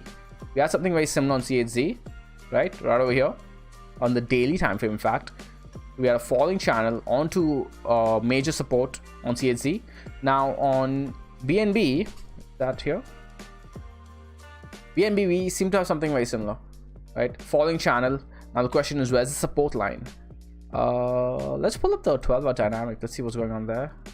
Okay, yeah, it's 12-hour dynamic support line. So falling channel, but how long is this gonna go is the question, right? CHZ took some time. You don't want to try to time these things. You need to see, or rather, you don't want to time the bottom on a whim, right? You need to have a strong thesis. The other day we talked about 1 inch, right? We were looking for that 1 inch bounce, and we had a strong thesis. This was yesterday. Go ahead and watch yesterday's video. I was looking at the support line over here. I had a strong thesis for the support line, right? because this wasn't a downtrend on the lower time frames. It's a clear downtrend, right? But I was looking for that to support, and using techniques we teach all the time, right? Especially techniques taught in the support and resistance module. Watch that, guys. Support and resistance module. This was a good trade. So this is how you can time a bottom, but I wouldn't time a bottom unless the higher time frames were in an uptrend. And what is 1 inch doing on the higher time frame? Let's go and see. I hate this ticker more than anything else. I hate this ticker. 1 inch. 1 inch. It's in a bull flag breakout on the high time frames. Lunamia wants to know about SNX. Where is she? Can you ask Sean about? Let me add her. I keep missing her. Lunamia, I'm going to add you as a mod, but you better be here often, every single time. Since you've been here over the past couple of days, though, I'm going to trust that you're going to continue that trend, because we are trend traders. SNX, let's go ahead and take a look at it.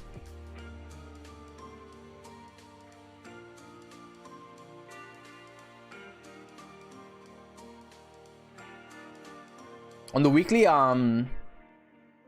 looks pretty good. It does have this trend of breaking the dynamic just to stop people out of the positions, or trap them out of the positions is the better term to be using over here. Close it back above and starts continuing above. So this might be a good spot. Let's go ahead and drill more into it and see what we're seeing on the lower time frames, because we may have caught something over here. Lunamia. Currently on weekly resistance though, right?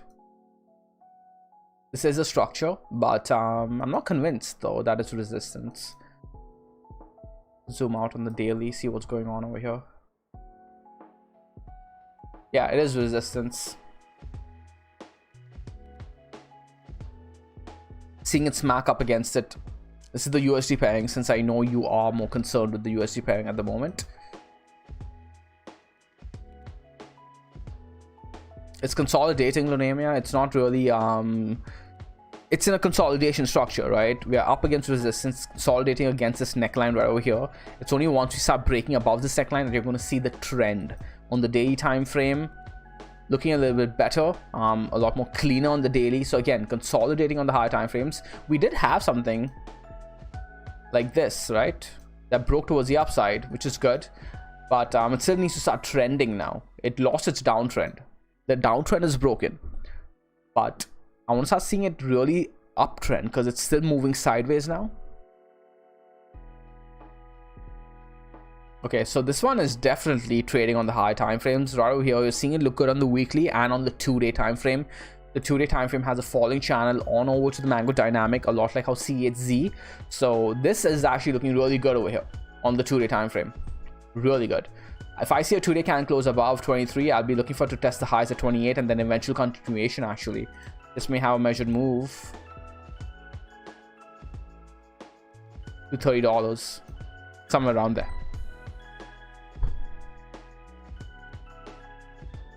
Damn, my drink is far too strong. I poured myself an afternoon cocktail, and drinking in a fasted state, not the best idea. Of course, I made the mistake of asking Krisha to make me a drink. Don't ever do that, guys. Don't ever ask Krisha to make you a drink if you're looking for something light. She reminds me of one of my best friends back in Canada. This guy would pour people the strongest drinks, make them so tasty, so delicious that you don't even realize that there's alcohol in it, and you just keep going throughout the night. It's just like, what the hell just hit me? Mihai, if you're listening, never gonna forget that birthday, man. That was one crazy birthday.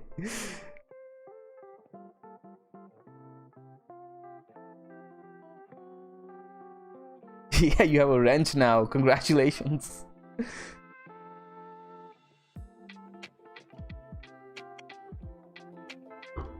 Scotch, Bob. I'm a Scotch guy. And gin now. I've been introduced to some really good gin recently, and I've been really surprised.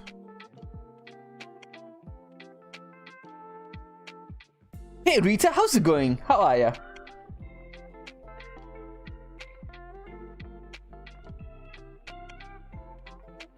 Old man made it to the stream. How are you, man? I took an intermission, old man, today. Our first intermission went pretty successfully. I thought I was gone for too long, but apparently only around 15 minutes. So, how are you, bud?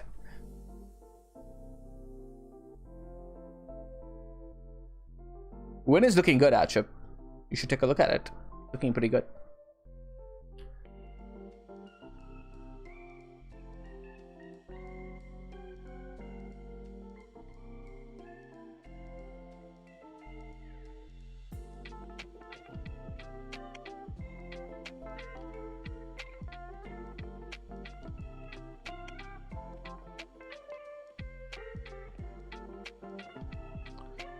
Casper the Friendly Ghost asking for Ocean.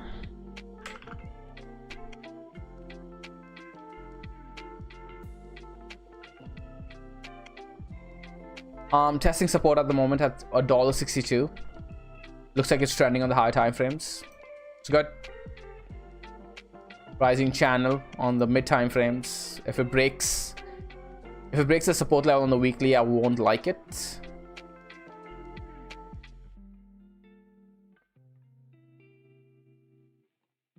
The crows are here. Bitcoin's gonna bounce, guys. Las Vegas, Gregory, how's it going, buddy?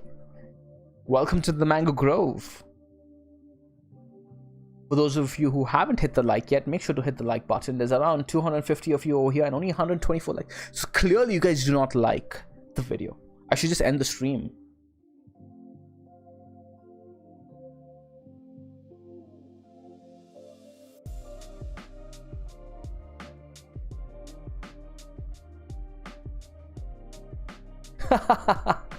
Bob, I actually, it's a fun. So Bob says, you Scotch people are all too fancy for me. My trailer trash blood doesn't do the fancy stuff. I actually wasn't much of a drinker at all until one of my fancy friends actually introduced me to single malt. Because I was like, oh man, alcohol, I don't like the taste of it. I wasn't a beer guy, nothing, right? Vodka, nothing. But then I had a sip of a scotch. I'm like, whoa, this actually, sits well on my tongue.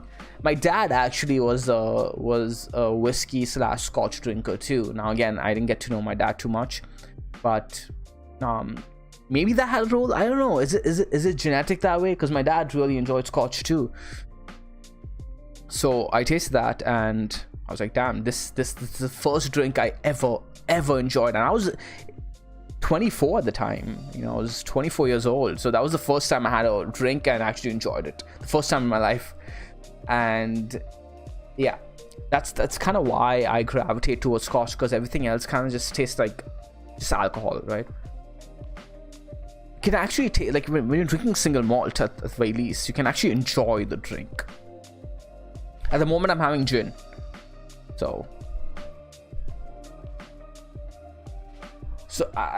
when you drink whiskey, people just say whiskey, like what they drink at the bars, they're drinking just to get drunk, I guess, which is fine. I'm not judging, but I like to taste my drinks. I'm not really as good at it as other people are, where they can really pick out the taste. Their taste buds are so on point. Yeah.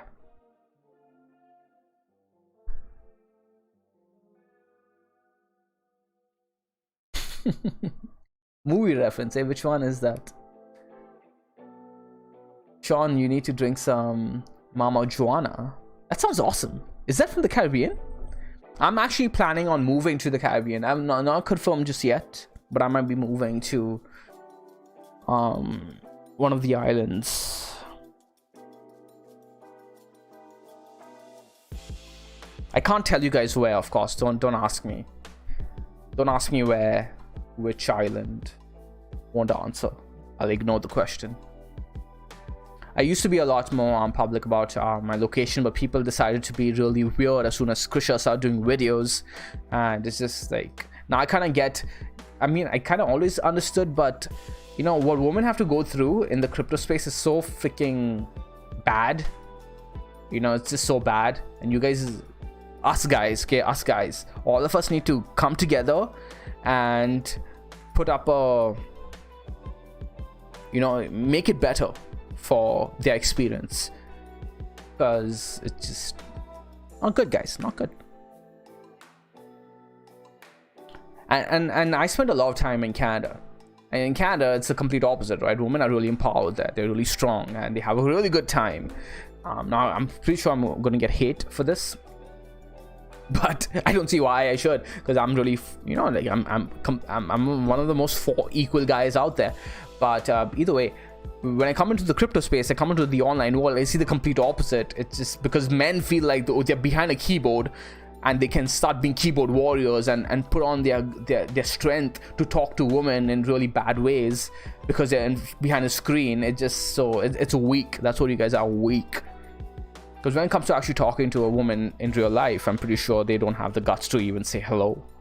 Anyways, that's a rant for another time. Yes, it's from the Dominican. I knew it from the Dominican Republic. It's run.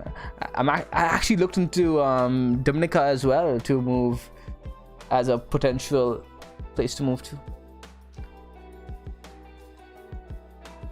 I was looking to move to New Zealand, and apparently they're introducing a wealth tax. What the F, man? Wealth tax? That's ridiculous. I think UK has a wealth tax as well. Wealth tax. It's such a bad term that God does not want it to flow off your tongue well. God does not approve. Sitting in Los Angeles and really gotta go to sleep. But sleep is for the weak in the bear market, man. Nah, that's not true. You should sleep if you're trading. If you're not trading, oh, you're looking for a dot. If you're not trading, then stay up with us. Have some fun. Yeah, here's my horizontals for dot. Dot is consolidating. Whoa, this is too loud. Let's go change the music up.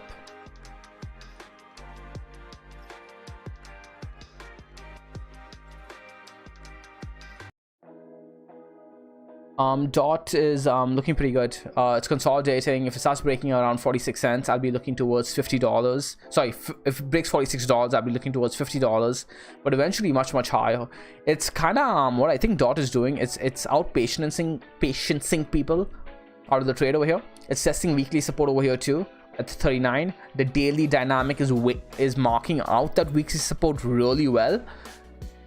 You see this move over here? This was really bullish to me. So come down to retest the dynamic, and it's been holding it. Clear invalidation level. Lose the dynamic at around $39. I'd be looking for that move all the way down to around 29, but I don't think that's going to happen. I think we're going to break this towards the upside. .BTC has been showing some interesting reactions of some key levels as well. So we bounced back up, took out a high, looking for this over here to be a higher low and trend continuation against Bitcoin. I think Dot is going to outperform Bitcoin in the months to come. So if you're waiting for that analysis before you go to bed, bud, that's a good night from Mango to you. I hope you enjoyed the stream. I'm hoping you stay though. Have fun with us. Don't be a dick though. Seriously.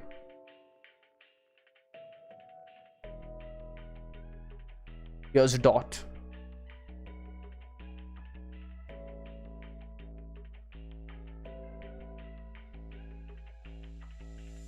When am I going to be bearish on Bitcoin?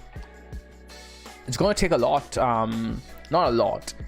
It's going to take the higher time frame for me to be bearish on Bitcoin, man. Last time I was bearish on Bitcoin was during the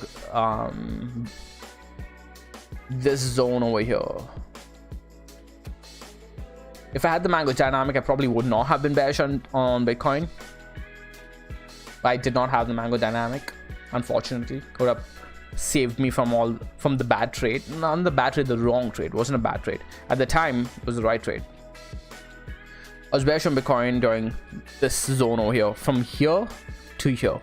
I'd taken a long trade when we came and tested 3,600 on Deribit on one of the futures. Forget which month, but that was just an easy trade. And then I got out of the long at around 6,600 and I started going short. And then I got out of the short position at around 7,200, 7,400, and I've been long ever since. I've been long from 7,400, built up a much larger position at 10,650. I've been long this entire time.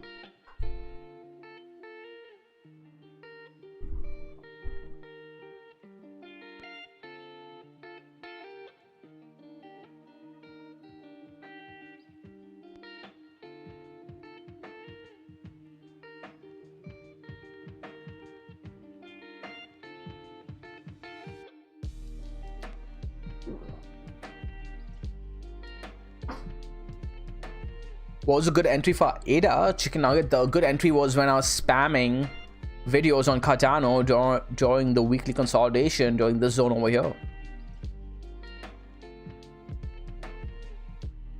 The entries were around here, man. Those were the safe entries. At the moment, I'm not too sure. We are testing major levels over here, but I don't know. I'm already in my trade. Don't ask for entries over here, guys. You ask more than once, you will be removed. The mod squad, yeah. I marked out Lunamia as a mod, so I don't miss her questions. But now she's obligated to help out with the chat. She's stuck. Dot is looking good. As soon as they say, "Are you guys buying?" just because I said it, Jesus Christ! It was like the other day. I mentioned something about Ethereum. Yeah, it was Ethereum. Before going to bed, I had a really long day, so I didn't spend too much time on the C chat. Before going to bed though, I spent some time and I said, "Hey guys, by the way, I just bought ETH." And I wake up the next morning and Ethereum pumped. Every single hour that I was asleep, it was going up, up, up, up, up, up, up. I'm like, these freaking seedlings, man, they are whales. They're pumping Ethereum.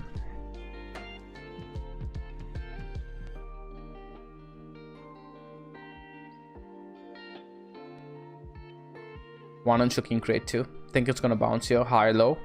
Breaks this candle over here around 10,600 Satoshi. Looking for continuation. Hey, what's a good entry for gasoline? I've been walking to work for the past 3 months, waiting for cheaper gas, but it isn't coming down. You should. I remember, man, back in Canada, all my friends used this app called Gas Tracker. And I was too lazy to use it, so I asked them to like PM me, or rather WhatsApp me, where the cheapest gas was around me. And good times. Oh, apparently, let me go confirm though. One of the seedlings apparently quit their job. What? That's awesome. Good for him. I won't reveal his name because he might be. I'm gonna keep it private. Oh yeah, that is. It's like, good morning, everyone. So in other mango news, my seed birthday is coming up next week, and though I still have a long way to go before reaching Mango Zen, I just wanted to share that I've resigned from my post at bleep bleep bleep. I'm censoring out his work location, of course. After being there for 4 years. I know I say it a lot, but I can't say it enough. Thank you, Sean and Krisha, for everything you guys do. Holy shit, man. Congratulations, buddy. If you're watching the stream, congratulations. When I quit my corporate job, man, of course I did not have Mango, but it was liberating to say the very least. So I'm glad to have you in the community. Glad to have gotten to know you over the past 1 year, and I'm looking forward for a gaming session this weekend, buddy. Yeah, man, it's Friday already, so yeah, tomorrow. Freaking great time though, great time. Oh, I just see your tag over here, Lunamia, in the C chat. I won't read it out loud, but I'm reading it.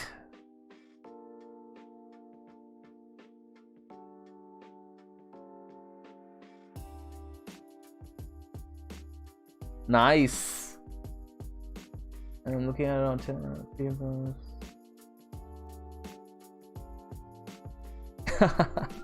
Well, profits are profits, man. Well done. Well freaking done. Yeah, exactly. So Lunamia says right at the end, Sean D says not to get attached or detached from a coin, so I said F it, and she took massive profits in the trade. Well done, well freaking done. Good job, Lunamia.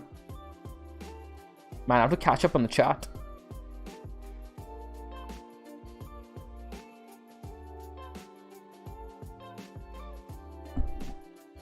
Talk about Doge. We talked about Doge, man. You just gotta rewind. How's BTC doing? BTC is doing great. I'm testing a major level right now. For people who are bullish, and for people who are bearish, they're probably looking at this as a rejection of the top of the rising channel. I mean, we only have 2 touches, but to be honest, it's a fair argument.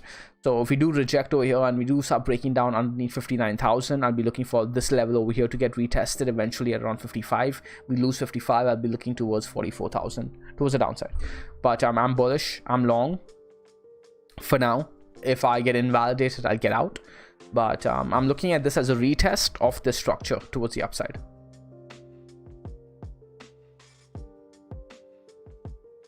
Mango Man, could you suss out AVAX for an Aussie? Cheers, mate. If you're Aussie, I can't say no, man.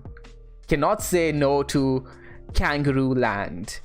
All the seedlings, all the Aussie seedlings are known as kangaroos. I traveled to Australia especially to eat kangaroo meat. Oh my god, it was so good. So freaking good. How do you guys not eat anything but kangaroo? But what was it? AVAX. It looked good, I think, the last time I checked it. Yeah, there you go. It's consolidating. Reminds me a lot of some of the other coins I'm looking at. I think this is going to eventually have a volatile move towards the upside. What's the weekly looking like? Yeah, testing. Okay, yeah, I'm looking at this now. We are testing support resistance over here. So I'd be a little bit more patient, but eventually this is going to break, right? If you clear out everything, keep a clean chart on the weekly time frame, you'll see this consolidating against this support line over here. 1 test, 2 tests. Actually next week, if we do see a break of this, I'll be looking for this test $61 again. It will get there if it breaks this horizontal over here next week. Okay, not this week, next week. Because if it breaks the horizontal and takes out this high over here at around $41, and next week is only a few days ago, right? We're gonna be making, I'll be looking for the trade all the way over here to around 61.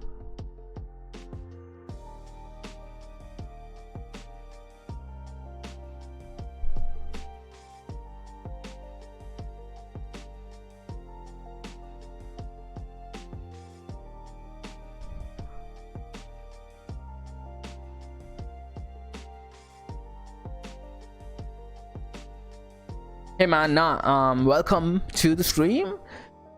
And now we haven't checked out XRP yet. We'll take a look in a bit. It's been 2 hours. Damn, we've been here streaming for a while, but I did take a 15-minute break, which is why I'm not feeling as exhausted. Aussie. Yeah, the Australians in the C chat are the best. They're the most chill.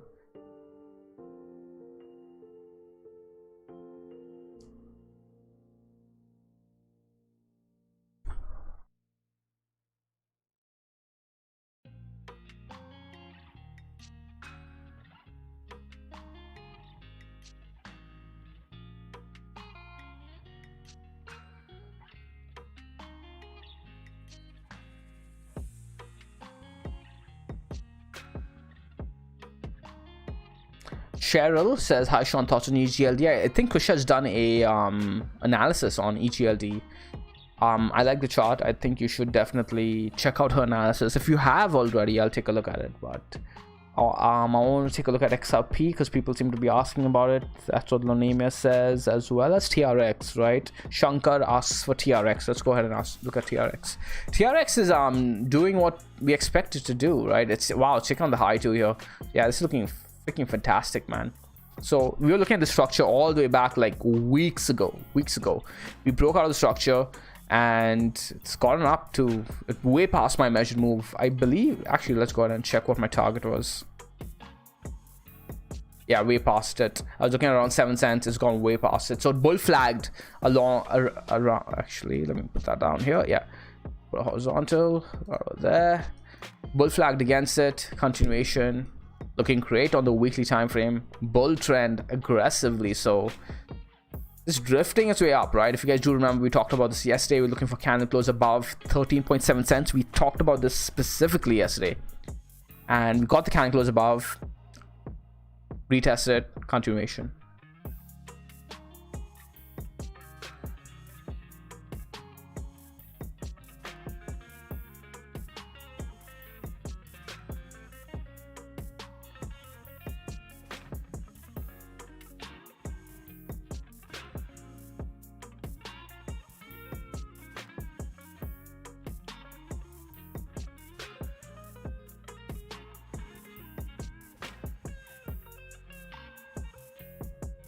You're welcome, Lunemia. Lunemia says, thank you, Sean, for doing it the mango way. Chill.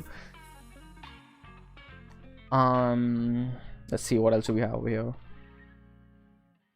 Oh, Mark, you're here. How's it going, Mark? I didn't see you in here, bud.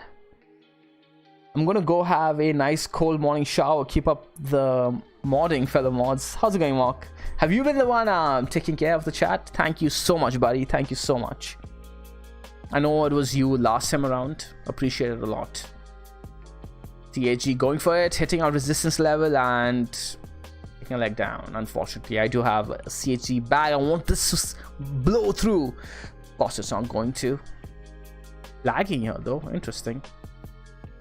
Volume coming in. I really like this. Bitcoin seeing a bounce on our... How easy can TA be? Look at that. Look at that.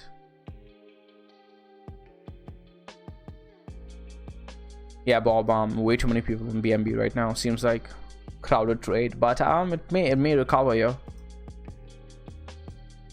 Bitcoin bouncing.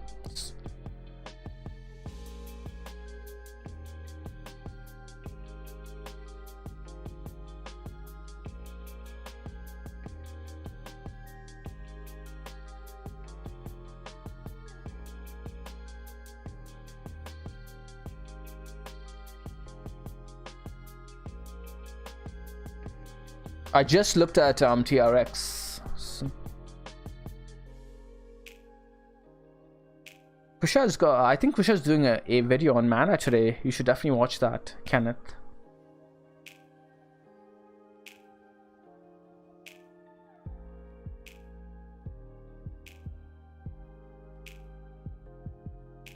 Ah, I see. So it was Old Man and Lunemia and Obina handling all of the spammers. Thank you so much, guys. Appreciate it. Thank you, Mark, for giving them the credit they deserve. Sol's been looking good as well, eh? Bounced off the level we were looking at. This was a good trade opportunity as well to get into the trend if you're not in already. Currently up against resistance though on this neckline. So if it does break this over here, I'll be looking for it to get back over here to 47,822 Satoshi.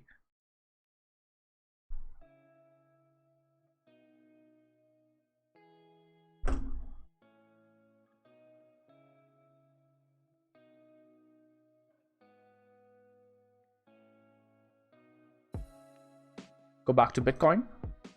See what the oscillators are saying. Looking good.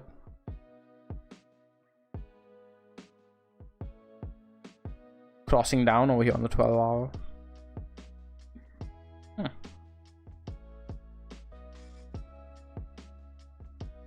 4 hours swung all the way down over here. 1 hour, 2. Lower time frames aren't the best, of course, on Bitcoin. These need to turn around.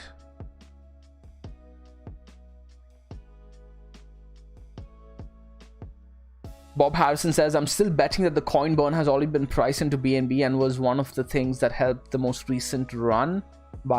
Yeah, if it's out there, if the news is out there, it's priced in, period. Don't assume anything else. It's priced in. There's no way it's not. Like, CZ is so loud on Twitter. Of course, there are inefficiencies in crypto market where there's a news piece released, nobody cares about it. There are those kind of inefficiencies, but I doubt they're going to be on BNB.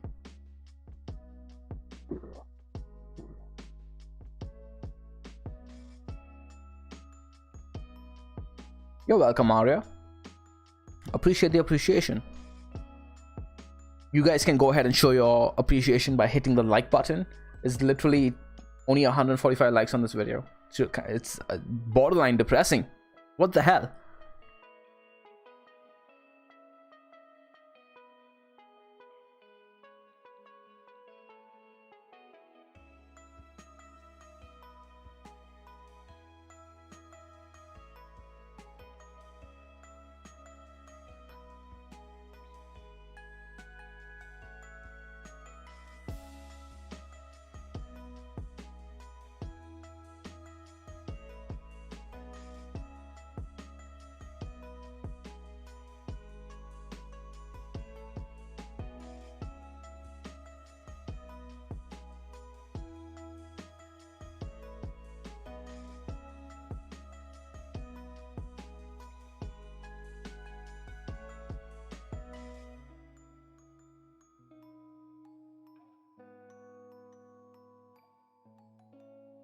If you guys just spam requests without any appreciation whatsoever, like I'm your lapdog, you will be removed from the channel.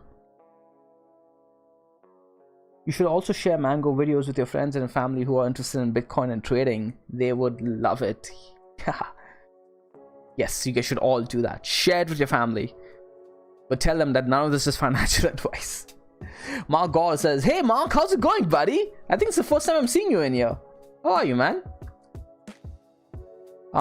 Son about the Yam Jam in Saigon. Preparing a relaxing rum and mango juice. Got onto module 5. How are you enjoying the module so far, Mark? Good to have you here, bud. Good to have you.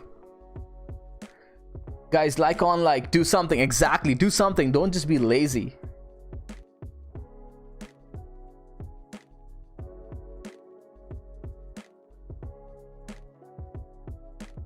On Win, yeah, let's go ahead and check out. Thank you for hitting the like across Canada. Check out Win USDT. Let's see what the dashboard's saying about Win actually first.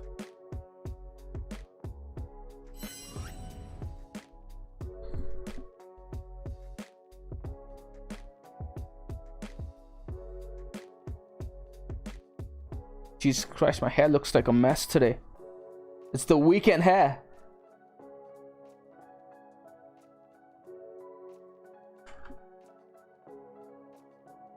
Neutral on the daily, short on the USD pairing on the 12-hour, neutral on the 4-hour, so might be turning around. The 2 days are long though. Let's go ahead and look at the charts now.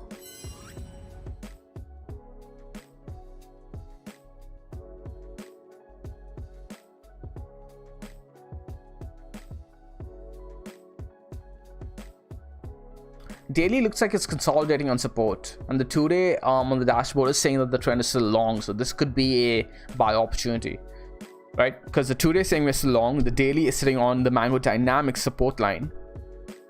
This right here might be a buy opportunity where if it does break these levels over here, especially if it takes out the op dot over here, this level at around 19, what's that?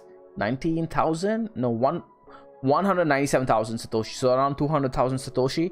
I'll be looking for this to get all the way up to around 275,000 Satoshi. Right? So if it does break that though, but we're seeing a support. If we lose a support over here, then I'll be looking towards downside. But as long as we're holding this level over here, I'll be looking for this to continue towards the upside.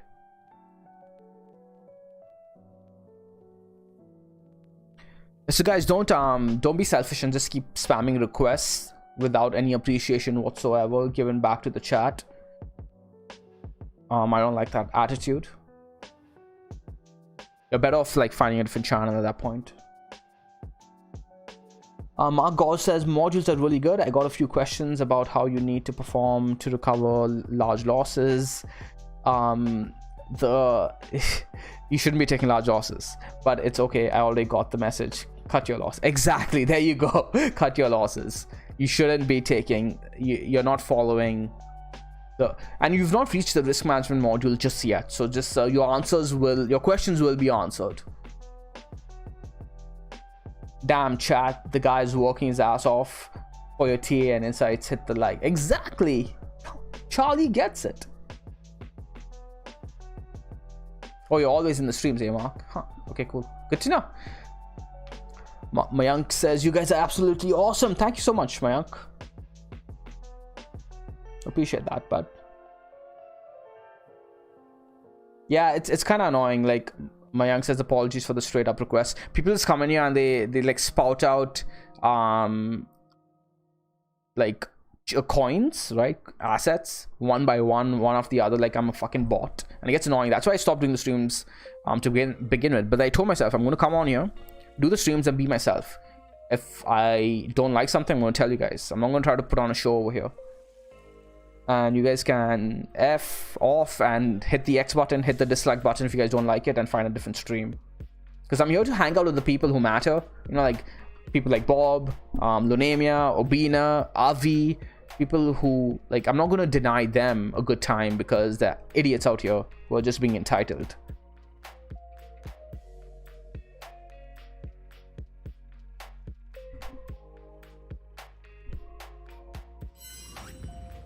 Let's go see what if we can find something on the dashboard.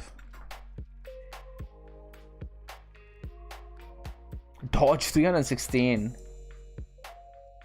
They'll give us a call.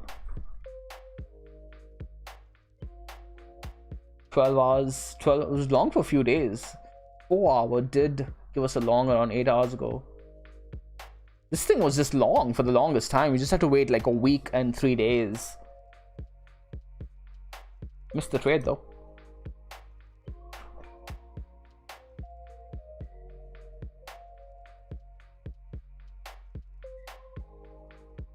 Let's search for long only coins, right?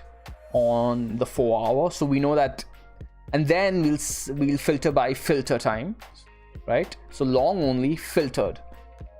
So now we know on the 4 hour time frame, these guys all switch long, right?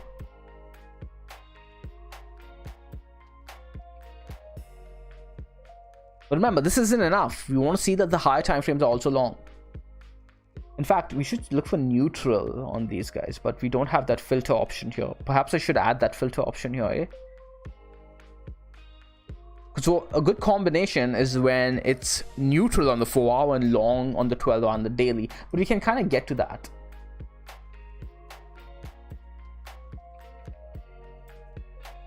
Algo. Okay, now we can filter algo, for example. And then look for the 4 hour. It's long.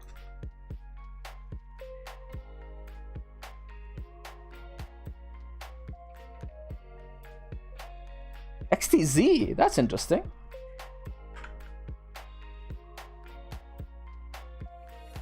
Let's go check out XTZ, guys. Okay, I'm gonna have to wrap up the stream soon. Getting pretty tired. The lights are bothering my eyes.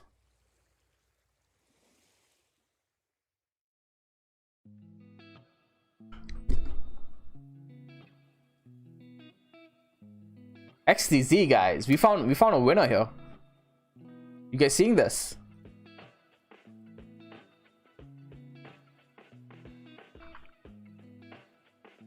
This looks good. Gone under the freaking radar.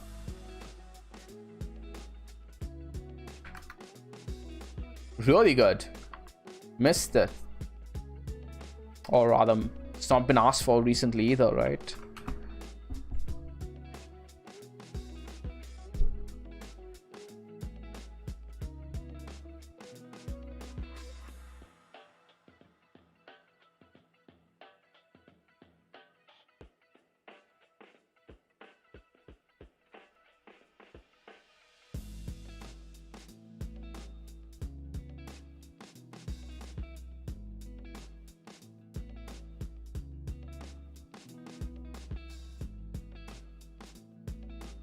This looks good.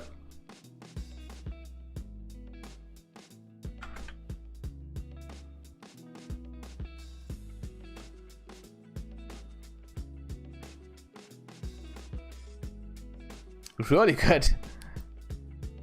We may have found one to keep an eye on, guys.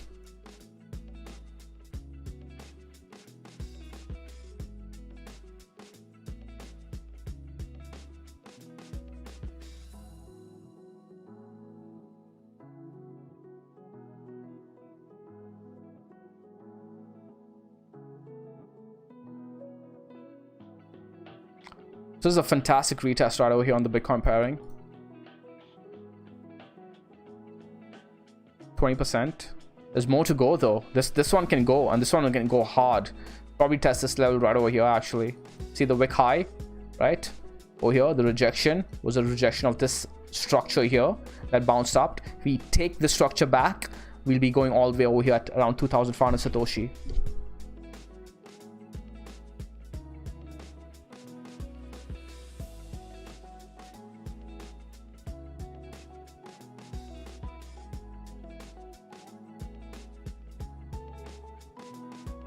I think she meant, Bob, this is great.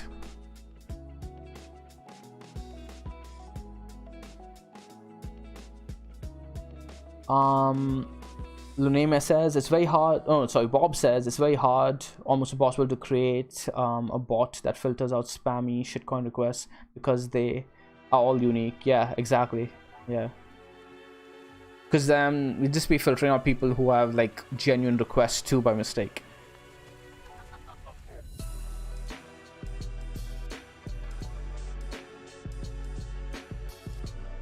Yeah, I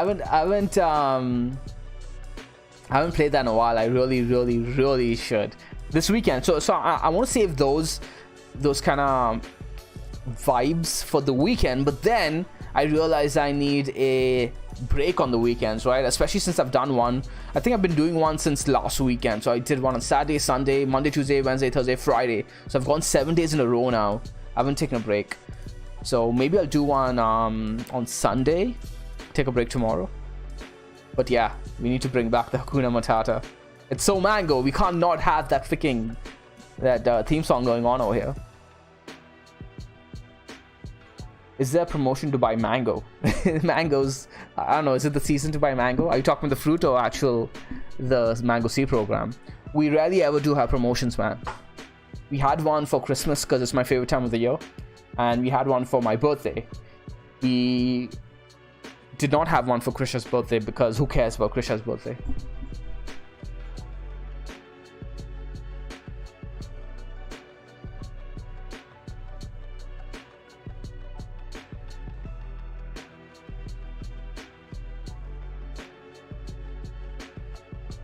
Does the Mango application work with traditional stocks too? Jay Chang, are you talking about the dashboard over here?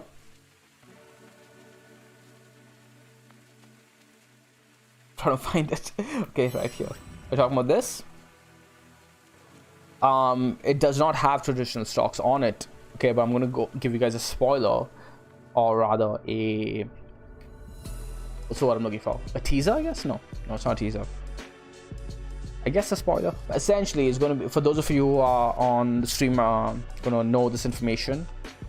We are looking to add crypto on stocks onto this. So we're going to have a crypto tab as well as a traditional markets tab. And the price is likely going to go up when we do add traditional stocks onto this, because the algorithm is also going to be tailor-made for the stock market. At the moment, no. It's only crypto.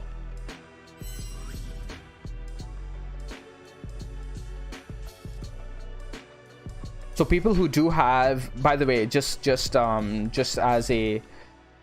keep people relaxed, the people who do have the current subscription plan, you guys will hold the price you guys are paying. So essentially, you will be grandfathered into the future Mango dashboard.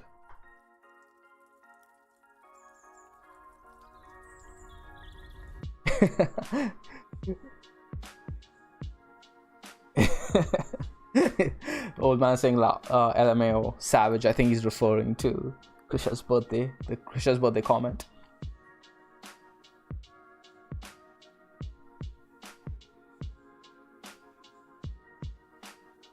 Hey Marco, you're very welcome, and thank you for the sweet comment.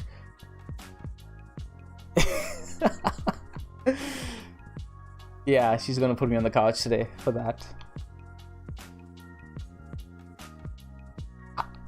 I made Krisha's birthday pretty special 2 years in a row now. One, COVID, I missed a great freaking trade for her birthday. That was special enough. Two, this year we had I think almost a 8-day beach vacation. So I'm allowed to make comments like that on stream. Not really, I'm gonna pay for that. Neo, please, how far will it go? Take a look at it in a bit. Casper, I think I only took one of your requests, man. Like you're just spamming the same request over and over. You're like, I'm noticing you not do anything else but spam requests in the chat. So if you just keep doing that.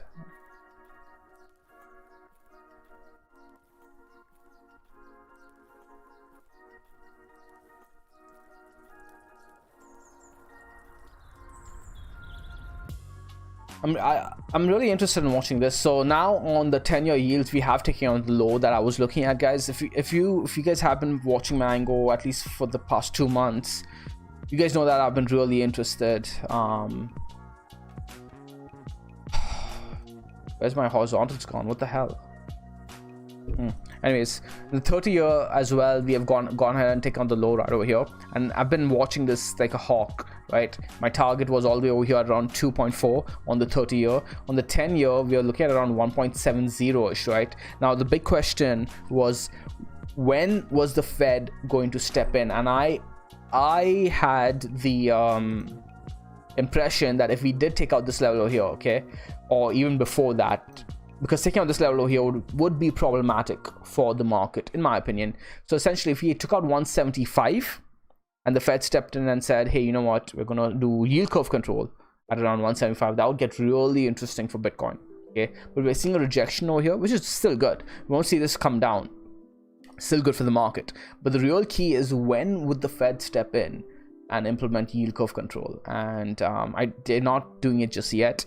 They're essentially going to be waiting for the market to kind of break before they actually make a move. But it's going to get interesting, right? It's going to get interesting if this does break to the upside. At the moment, though, it's not looking like it. It's looking like this does want to break down. It has broken down, in my opinion. You can take a look at the daily. I've not been looking at the lower time frames. Yeah, this has broken down. This has broken down. You can see the structure right over here is broken. The weekly too has taken out a major low right over there.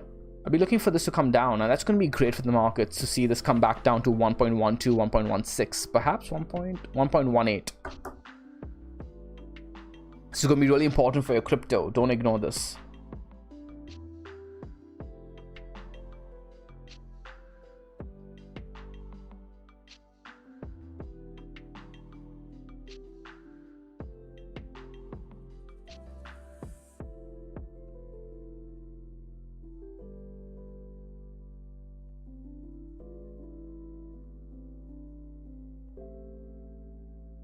Actually have 39 indicator chart on my computer. What does that mean?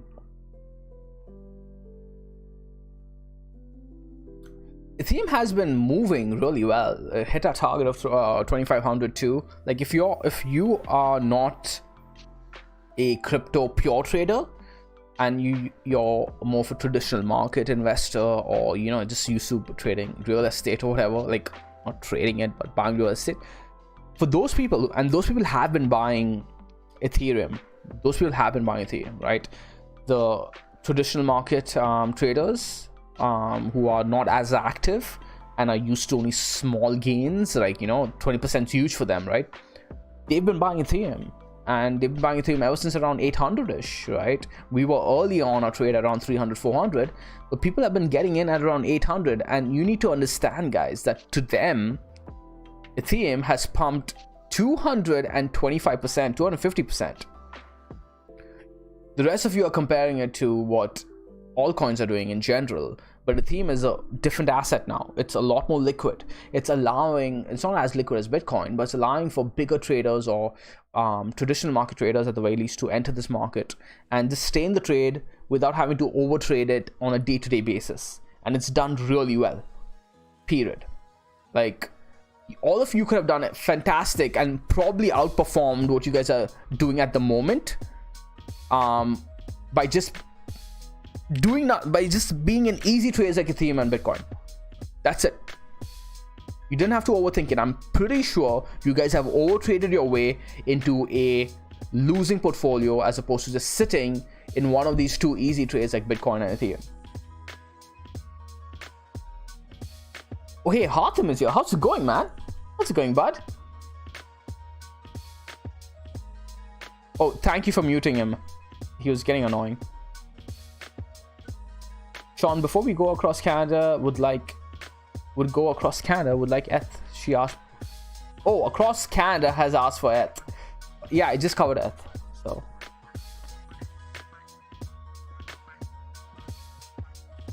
What must I not ignore? I just returned. Don't ignore this. Did I say that? Oh, I was talking about the yields, right? Are you talking about this, the bonds? The yields on the bonds. It's important. Don't ignore this. Don't ignore this market. Yeah, I've challenged myself to try to do one every single day for the rest of the month. I usually try to spot myself getting comfortable in my day-to-day routine, and then I kind of push myself into an uncomfortable zone. This is it.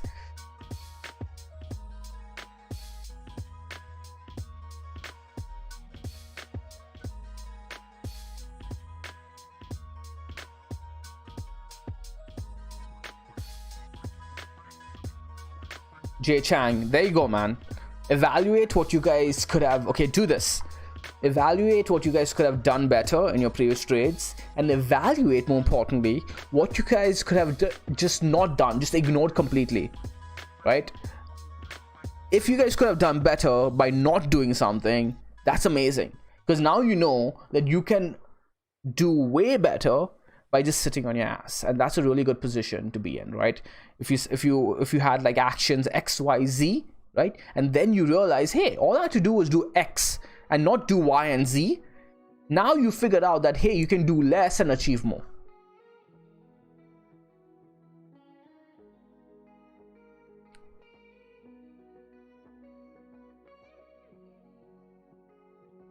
Yeah, Hatham, exactly, yes. I am getting a better read on the markets because of the streaming and the feedback. It's one of the reasons why I'm doing this too. So I remember when I was doing streams more often back last year too, I 6x'd my Binance account during that time, because I was a lot of the calls that, or rather trades, the great trades I had was because of the community members. Almost dropped my drink.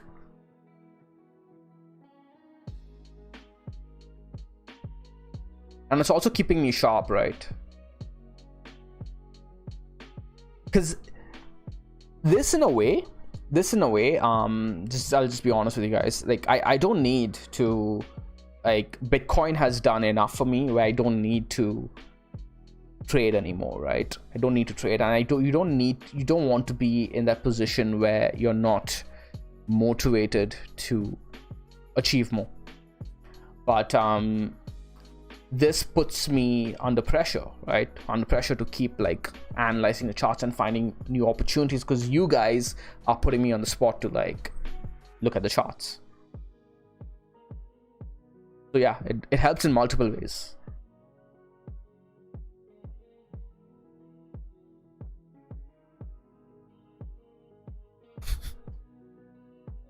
This guy flat out says, can you give me some money?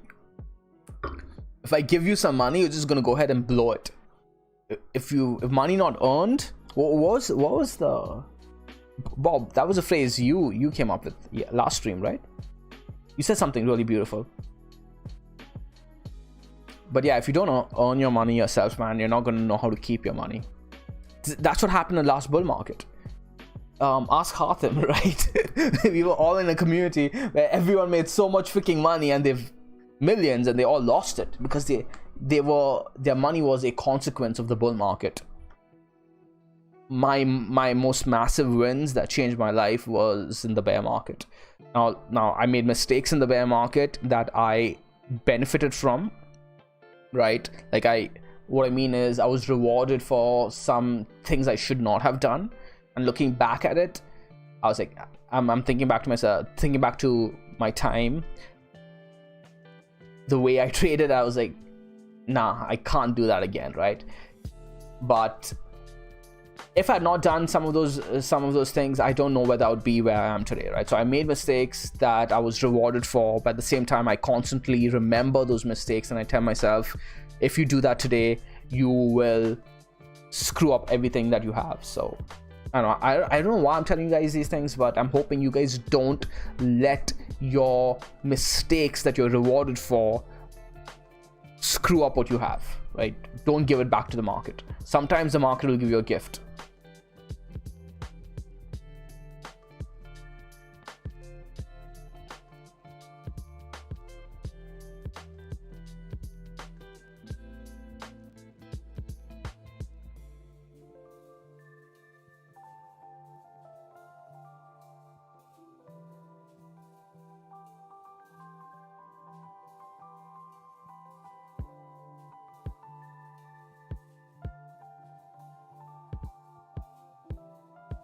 Joshua, that's not true. I've been trading ETH and Bitcoin very closely. So we were trading ETH. I had a massive position in ETH during this run over here, right? Oops. During this run over here. During this run, as soon as we lost this horizontal over here, it was Bitcoin outperforming Ethereum. Okay, and then again I started getting back into Ethereum around this zone over here, right? This zone, this horizontal, this zone rather. So it's not that Ethereum is just flat out outperforming Bitcoin. And yes, the big number does not matter at all, but you can just look at the trend on the ETH BTC pairing and you know that there have been periods where Bitcoin is outperforming Ethereum, and you don't want to be sitting through that, because you don't know when this is going to end. You don't know when this downtrend is going to end, because if your goal is to collect Bitcoin, and your goal might not be to collect Bitcoin, your goal might be to collect Ethereum, in which case this changes. But my goal is to collect Bitcoin, and I'm not going to sit through a downtrend in perpetuity just hoping that, hey, Ethereum outperforms Bitcoin, so I'm going to stay in Ethereum forever. You don't know if that's going to be true. That's bad risk management. Julian Patrick says, very true, Sean. There's a saying that if you win the lottery tomorrow, you'd better learn to be a millionaire very fast, or you'll end up losing it all. I love that. You'd better learn to be a millionaire. You got to learn to be a freaking millionaire. And you better learn to be a millionaire when you guys have a few $1,000s. And I think that's so profound. To some people, that's going to be like, whoa, what do you mean? How can I learn to be a millionaire if I have a few $1,000s? Yes, you can. Yes, you freaking can. Learn to be a millionaire today. Learn now. Don't wait to be a millionaire before you learn to be a millionaire. That's beautiful, Julian. Thank you for that. Hey, Hatem, you got that tip from me, buddy. I know you got that tip from me. Yeah, it's interesting. I've been watching it. Oh, isn't that interesting?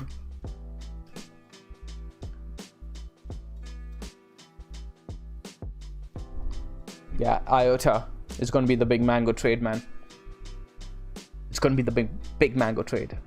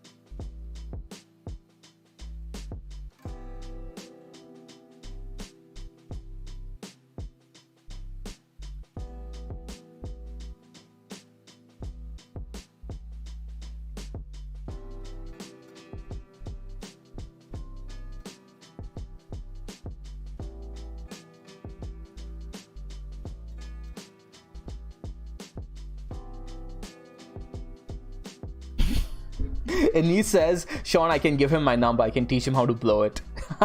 Love it.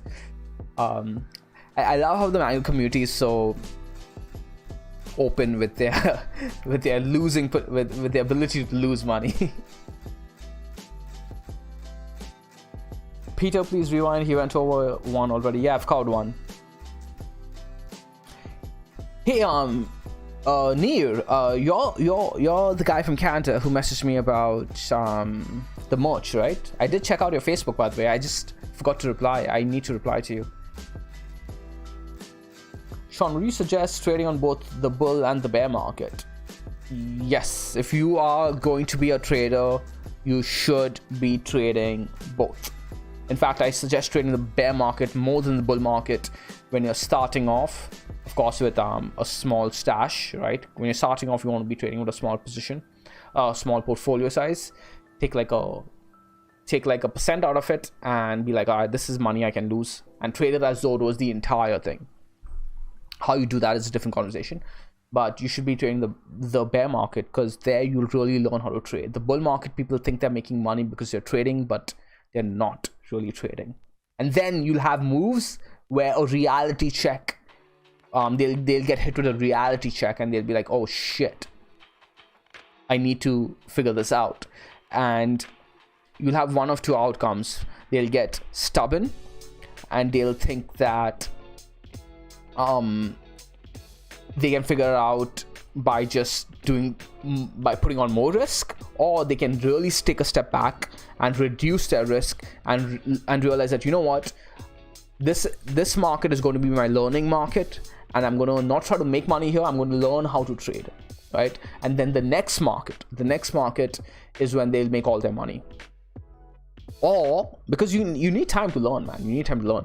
Or the previous scenario, what ends up happening is they're getting too greedy, they're getting too stubborn, and they end up losing all their money. And then for the next market, they have no money whatsoever to actually take advantage of it, right? And then they're sitting through two bull markets where they've watched the 2017 market go by and the 2021 market go by, and they've missed them both. And now 2025 comes along and they're still trying to like earn back their stash that they could have just had by stacking it away.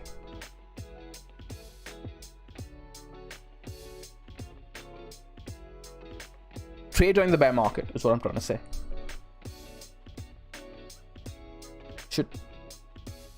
My ponytail's getting ridiculous now.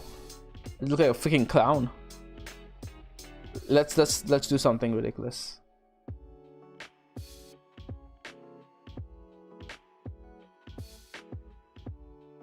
How's that? There you go. Looks good, eh, Hatem?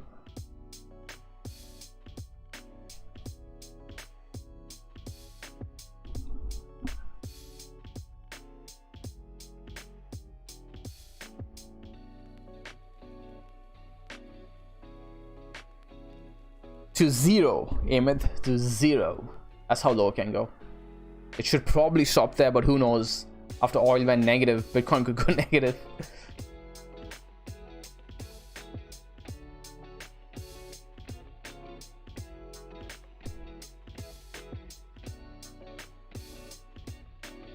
No, I've not finished my I can't get through the Shalan chapters, man. So Hatem, are you here, man? Mork is also a Brandon Sanderson fan. And yeah, I haven't finished my reread yet because every time I get to Shalan, I switch to another book. It's such a... I cannot stand her. I'm sorry, I just cannot stand her.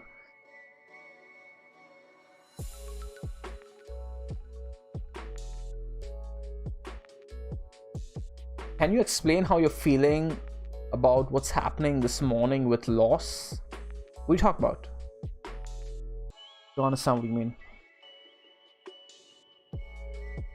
You'll have to explain your question, Jason Smith.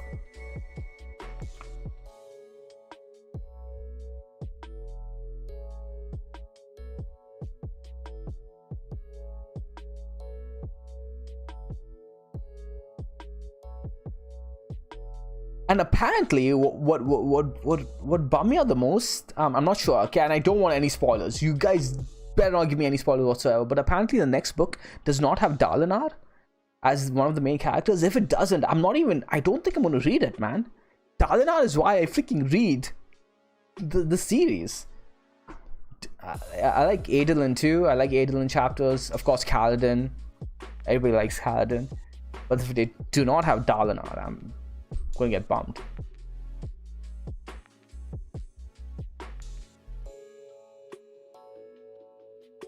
You guys are missing out on potential profits, probably because you are trying to chase trades as opposed to just sitting on your butt and doing it the mango way.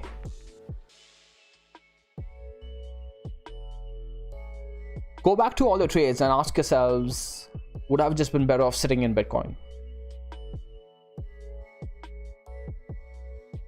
Viewer ratio looking good. All right, viewer to like ratio, the viewers have dropped down though from around 300 to 190. So we dropped down, we've converged. They're going on a bear market of viewers. So we're gonna get the cross between the likes and the viewers. I want to get the likes higher than the views.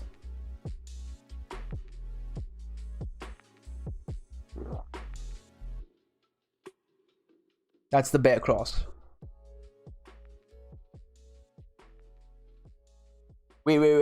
This question is amazing. What time frame is best for trading the 15-minute? That's a unique question.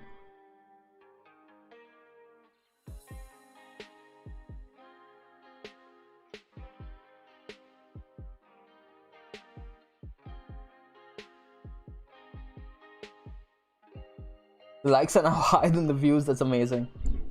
Did it really happen?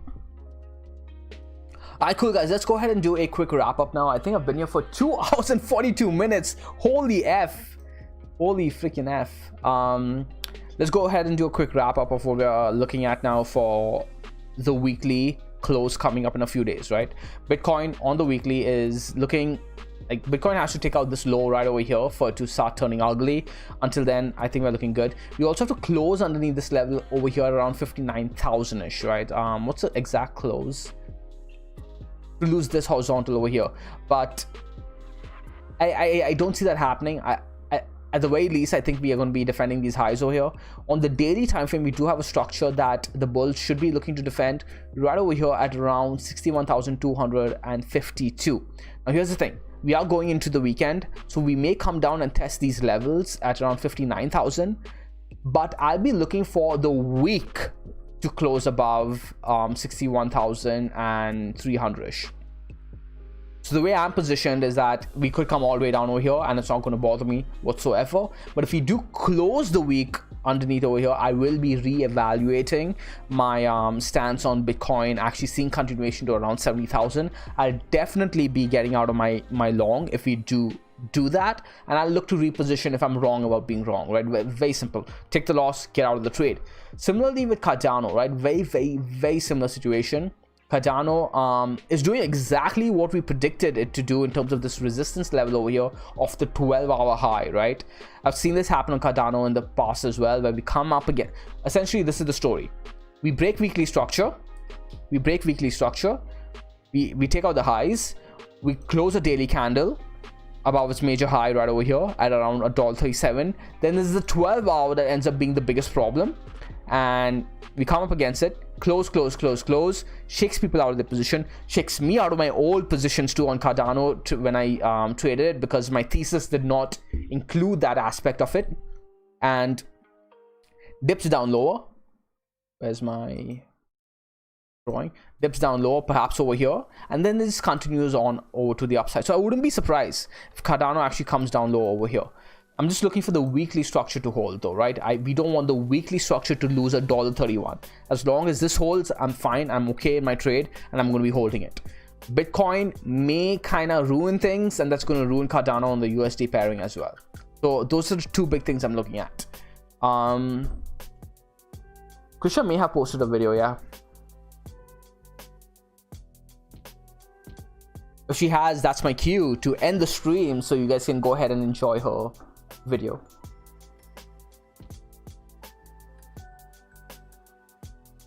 Pay in crypto, Matt K. Did somebody ask about is it worth selling some hodl portfolio to buy some? That's up to you, man. Of course, I recommend you talk to the seedlings on whether the Mango C program is a good fit for you. You'll also get to know our culture in there. I recommend also going ahead and looking at the reviews page that's on the website, the Mango Research, mangoresearch.co. You can also visit our Discord at themangoway.com/discord. And yeah, you want to find out more about the Mango C program, you can check out the mangoway.com/seed. This drink is way too strong. Holy shit. Is BTC going down impact all coins against USDT? Of course. So yes, Dipesh, Bitcoin going down against USD is going to impact all coins going down against USD.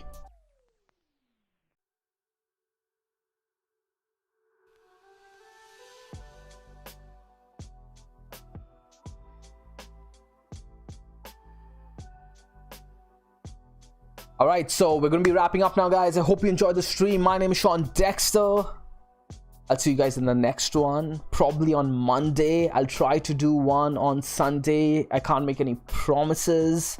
Most likely not, because it is my best friend's birthday and I will be spending pretty much all weekend chilling with him. But yeah, until the next one, guys, I'll see you guys on Monday. Do the mango way, do the stress free way, blah blah blah. I'm really freaking tired. I can barely even speak anymore. We went through BNB, went through everything, man. Ciao. I'll leave the music on for a little bit, leave the stream on, the chat on, so we can chat. But the freaking lights are getting to me now. It's been too long. Do the mango way, do the stress free way. Ciao.